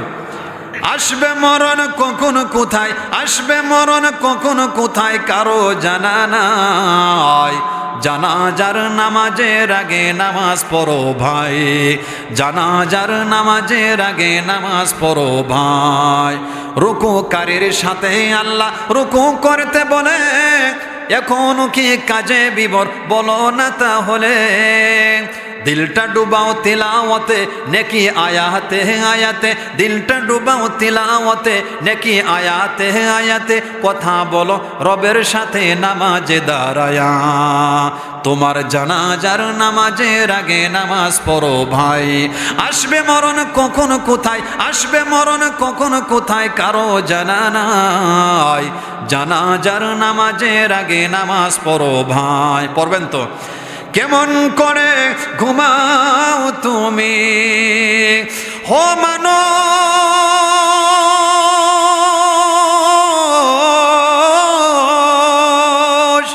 কেমন করে ঘুমাও তুমি ফজর করে কাজা, এমন তো হতে পারে তোমার জোহরে জানাজা। মুসলিম হই না জন্ম নিলেই মুসলমানের ঘরে, কাফের মুমিন তফাতটা হয় সালাতের উপরে মানুষ, সালাতের উপরে জানাজা। আল্লাহ কবুল করুক, জোরে বলেন আমিন। মহিলাদের জান্নাতে যাওয়ার 1 নম্বর আমল কি? জোরে বলেন। 1 নম্বর সময় মতো 5 ওয়াক্ত নামাজ পড়া। রাসূল পাক সাল্লাল্লাহু আলাইহি ওয়াসাল্লাম বলেছেন, আল্লাহর নবীজি বলেছেন, মহিলাদের জান্নাতে যাওয়ার 1 নম্বর আমল হলো সময় মতো, আমার মা বোনদেরকে সময় মতো 5 ওয়াক্ত নামাজ পড়া লাগবে। রাসূল পাক সাল্লাল্লাহু আলাইহি ওয়াসাল্লাম বলেছেন 2 নম্বর আমল হলো ওয়াসামাত শাহরা, রমজান মাসে রোজা পালন করা লাগবে, সামনে রমজান মাস। 3 নম্বর রাসূলুল্লাহ বলেছেন পর্দার ভিতরে থাকা লাগবে। আমার মা বোনেরা, আল্লাহ পাক রব্বুল আলামিন নারীদেরকে পর্দার ভিতরে থাকার জন্য আমার আল্লাহ পাক রব্বুল আলামিন তিনি ফরজ করে দিয়েছেন। আল্লাহ পাক রব্বুল আলামিন তিনি সুন্দর করে পবিত্র কুরআনুল কারীমের মধ্যে আল্লাহ তাআলা তিনি জানিয়ে দিয়েছেন, ইয়া বানি আদম قد أنزلنا عليكم لباسا يواري سوآتكم وريشا ولباس التقوى ذلك خير। জোরে বলেন আল্লাহু আকবার। সূরা আরাফের 26 নম্বর আয়াত আল্লাহ পাক রব্বুল আলামিন বলেছেন, আদম সন্তান, আমি আল্লাহ পাক রব্বুল আলামিন তোমাদের উপরে, আমি আল্লাহ পাক রব্বুল আলামিন এমন পোশাক নাজিল করে দিয়েছি যেই পোশাক পরিধান করলে তোমাদের অঙ্গ প্রত্যঙ্গগুলো ঢাকা থাকবে, আর তা হলো তাকওয়ার পোশাক। এই জন্য আমার মা বোনেরা শরীরটাকে হেফাজতে রাখবেন, আপনার বক্ষের উপরে কাপড় দিয়ে রাখবেন। যখন আপনি বাহিরে থাকবেন, বাহিরে যাবেন, খবরদার আপনার ইজ্জতকে, আপনার এই নিয়ামতকে আপনি হেফাজতে রাখবেন। আপনার শরীরটা, আপনার দেহ মুবারকটা আপনি কাউকে দেখতে দেবেন। নামাজ দিয়ে বলেন ঠিক না বেঠিক? সুনান আবু দাউদ শরীফের 4th খণ্ড, ইবনে মাজার 2য় খণ্ড থেকে বলছি, হযরত আব্দুল্লাহ ইবনে উমর রাদিয়াল্লাহু আনহু হাদিস খানা বর্ণনা করেছেন। আল্লাহ নবীজি বলেছেন, যে ব্যক্তি দুনিয়ার থেকে এমন পোশাক পরিধান করবে, ওই যে টাইট ফিট বোরকা, হাফ ব্লাউজ, কিরণমালা, এই সমস্ত পোশাক যারা দুনিয়াতে পরিধান করবে, আমার আল্লাহ পাক রব্বুল আলামিন কিয়ামতের ময়দানে জিবরিল আমিনকে বলবেন, হো জিবরিল আমিন, যাও জাহান্নাম থেকে একটা আগুন নিয়ে আসো। জিবরিল আমিন যখন জাহান্নাম থেকে আগুন নিয়ে যখন আমার ভাইরা আল্লাহ পাক রব্বুল আলামিনের কাছে হাজির করবে, আমার আল্লাহ পাক জিবরিল আমিনকে বলল, হো জিবরিল আমিন, দুনিয়াতে যেই সমস্ত মহিলারা পাতলা পোশাক পরিধান করেছিল, ওই যে টাইট ফিট বোরকা, হাফ ব্লাউজ, কিরণমালা, এই সবগুলো হলো জান্নাতের পোশাক। জান্নাতের পোশাক, কথা বলে না, কিসের পোশাক? সবগুলো হলো জাহান্নামের পোশাক। আমার আল্লাহ পাক রব্বুল আলামিন বলবেন, এই সমস্ত পোশাকে আগুন ধরিয়ে দাও। আমার ভাইরা যখন তাদের ওই কিরণমালা, টাইট ফিট বোরকা, হাফ ব্লাউজে যখন আমার ভাইরা আগুন ধরে দেওয়া হবে, এমন জোরে চিৎকার করতে থাকবে, আমার আল্লাহ পাক রব্বুল আলামিন বলবেন, বান্দরে, দুনিয়াতে তাকওয়ার পোশাক তোর কাছে গিয়েছিল, আল্লাহর কোরআন রাসূলুল্লাহর সুন্নাত তোর কাছে গিয়েছিল, খবরদার তুই কোনোদিন তাকওয়ার পোশাক পরিধান করিস নাই, আল্লাহর রহমতের দৃষ্টি, আল্লাহর রহমতের নজর তোর দিকে যাবে না। আমার মা বোনের এমন এমন পোশাক পরিধান করে শয়তান পর্যন্ত লজ্জা পায়, কথা বলে না, শয়তান পর্যন্ত লজ্জা পায়। আচ্ছা বলেন তো, এই যে টাইট ফিট বোরকা, হাফ ব্লাউজ, কিরণমালা, এই সমস্ত পোশাক পরিধান করে যদি রাস্তা দিয়ে চলাফেরা করে, যুবকদের বুঝতে তার কোনো কঠিন সহজ হবে না নাকি? কঠিন হবে, কথা বলে না। আমার মা বোন, আপনারা হচ্ছেন হীরার মতো। লোহা যেমন দীর্ঘদিন যাবৎ ফেলে রাখলে লোহা যেমন জং ধরে নষ্ট হয়ে যায়, আপনারা যদি বেপরদ অবস্থায় রাস্তাঘাটে চলাফেরা করেন, জং ধরে লোহার মতো নষ্ট হয়ে যাবে। যুবকরা যেমন ইচ্ছা তেমন ব্যবহার করবে, ঠিক কিনা? আমার মা বোনেরা, রাসূল পাক সাল্লাল্লাহু আলাইহি ওয়াসাল্লাম বলেছেন, আল্লাহ নবীজি বলেছেন, মহিলাদের জান্নাতে যাওয়ার আমল হলো 4টা।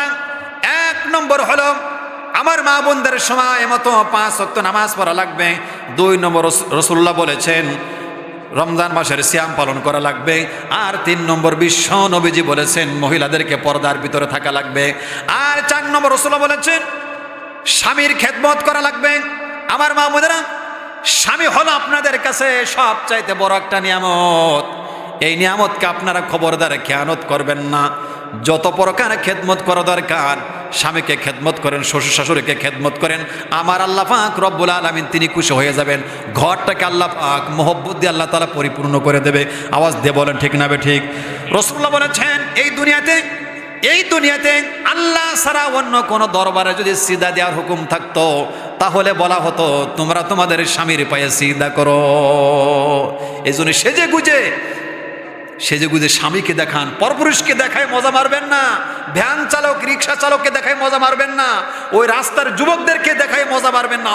যত প্রকার সাজার দরকার হয় সেজে গুজে স্বামীকে দেখান, জায়েজ জায়েজ, স্বামীকে দেখান। আমার ভাইরা, বিশ্ব নবীজি 12.5 লক্ষ মাইলের প্রেসিডেন্ট ছিলেন। কত লক্ষ? রাসূলুল্লাহ 12.5 লক্ষ মাইলের প্রেসিডেন্ট ছিলেন। সারাদিন আমার ভাইরা মানুষের দ্বারে দ্বারে কালেমার দাওয়াত দিয়ে ঘুরেছেন, দিনের দাওয়াত দিয়েছেন, কুরআনুল কারীমের দাওয়াত দিয়েছেন। আমার ভাইরা, এত ব্যস্ততা থাকার মধ্যে রাসূলুল্লাহ সময়টুকু স্ত্রীদের জন্য দিয়েছেন, সন্তানদের জন্য দিয়েছেন। আমার ভাইরা, সাহাবীদেরকে তালিম করেছেন, শিক্ষা দিয়েছেন, এরপরে সময়টুকু স্ত্রীদের জন্য দিয়েছেন। একদিন পালাটা ছিল হযরত আয়েশার ঘরে থাকার, একদিন পালাটা ছিল হযরত আয়েশার ঘরে থাকার। বিশ্ব নবী আয়েশার ঘরের দরজার কাছে এসে হযরত আয়েশাকে সালাম দিয়ে রাসূলুল্লাহ ঘরের মধ্যে প্রবেশ করলেন। আমরা কি স্ত্রীকে সালাম দিই? কথা বলে না। কারা কারা স্ত্রীকে সালাম দেন দেখান তো আজকে। চশমা একটু খুলে দেখি কারা কারা স্ত্রীকে সালাম দেন। পিছনের হুজুর তো হাত উঁচু করে না। কয়জন? মাত্র 4-5 জন স্ত্রীকে সালাম দেয়। দেখেন কত বড় সমস্যা, রোগ তো এই জায়গায় ক্যান্সার রোগ। ওয়াজ শোনায় কি করবো আমি আপনাদের বলেন তো? ওয়াজ শোনায় কি করব? সারা রাত ভরে ওয়াজ শুনবেন, সকালবেলা স্ত্রীর সাথে গন্ডগোল, একজন এই বিছানায় থাকে আর একজন আর এক বিছানায় থাকে। আচ্ছা বলেন তো, এই যে শীতের সময় একজন যদি আর এক বিছানা, আর যদি আর এক বিছানায় থাকে, তাহলে বলেন তো একজন চিন্তা করবে হায় রে কি জন্য গন্ডগোল বাঁধালাম, এই শীতের রাত কিভাবে কাটাবো, এই শীতের রাত কিভাবে কাটাবো। আরে দুইজন এক জায়গায় থাকা স্বামী স্ত্রী এই শীতের রজনীতে, এটা একটা আল্লাহর নিয়ামত, এই কথা বলে না। সালাম দেবেন তো স্ত্রীকে? কথা বলে স্ত্রীকে সালাম দেবেন? কারা কারা বাড়ি থেকে স্ত্রীকে সালাম দেবেন? লিল্লাহি তাকবীর, লিল্লাহি তাকবীর। মাঝখানে ওঠে নাই, কত বড় সমস্যা দেখেন। তওবা পড়া দেবো যাওয়ার সময়। আমার ভাইরা, বিশ্ব নবীজি আয়েশাকে সালাম দিয়ে ঘরের মধ্যে প্রবেশ করলেন। রাসূলুল্লাহ বলেছেন কোন স্বামী যখন সালাম দিয়ে ঘরের মধ্যে প্রবেশ করে আর স্ত্রী যখন স্বামীকে সালাম দেয়, বিশ্ব নবীজি বলেছেন আমার আল্লাহ পাক ওই ঘরটাকে তিনি ঋণ মুক্ত করে দেন। ঋণী থাকবেন না, ঋণী থাকবেন, আল্লাহর কসম ঋণী থাকবেন না। স্বামী স্ত্রীকে সালাম দেবে, স্ত্রী স্বামীকে সালাম দেবে। আজকের থেকে পারবেন আপনারা? ইনশাল্লাহ পারবেন। নিয়ত করে দেখেন, এই আমলটা করে সারা জীবনের জন্য টার্গেট করেন। আল্লাহর কসম দিয়ে বললাম, ওই পরিবারটা ঋণ থাকবে না। আল্লাহ পাক ঘরটাকে মোহব্বত দিয়ে, নূর দিয়ে আল্লাহ পাক আলোকিত করে দেবেন। ঋণী থাকবেন না।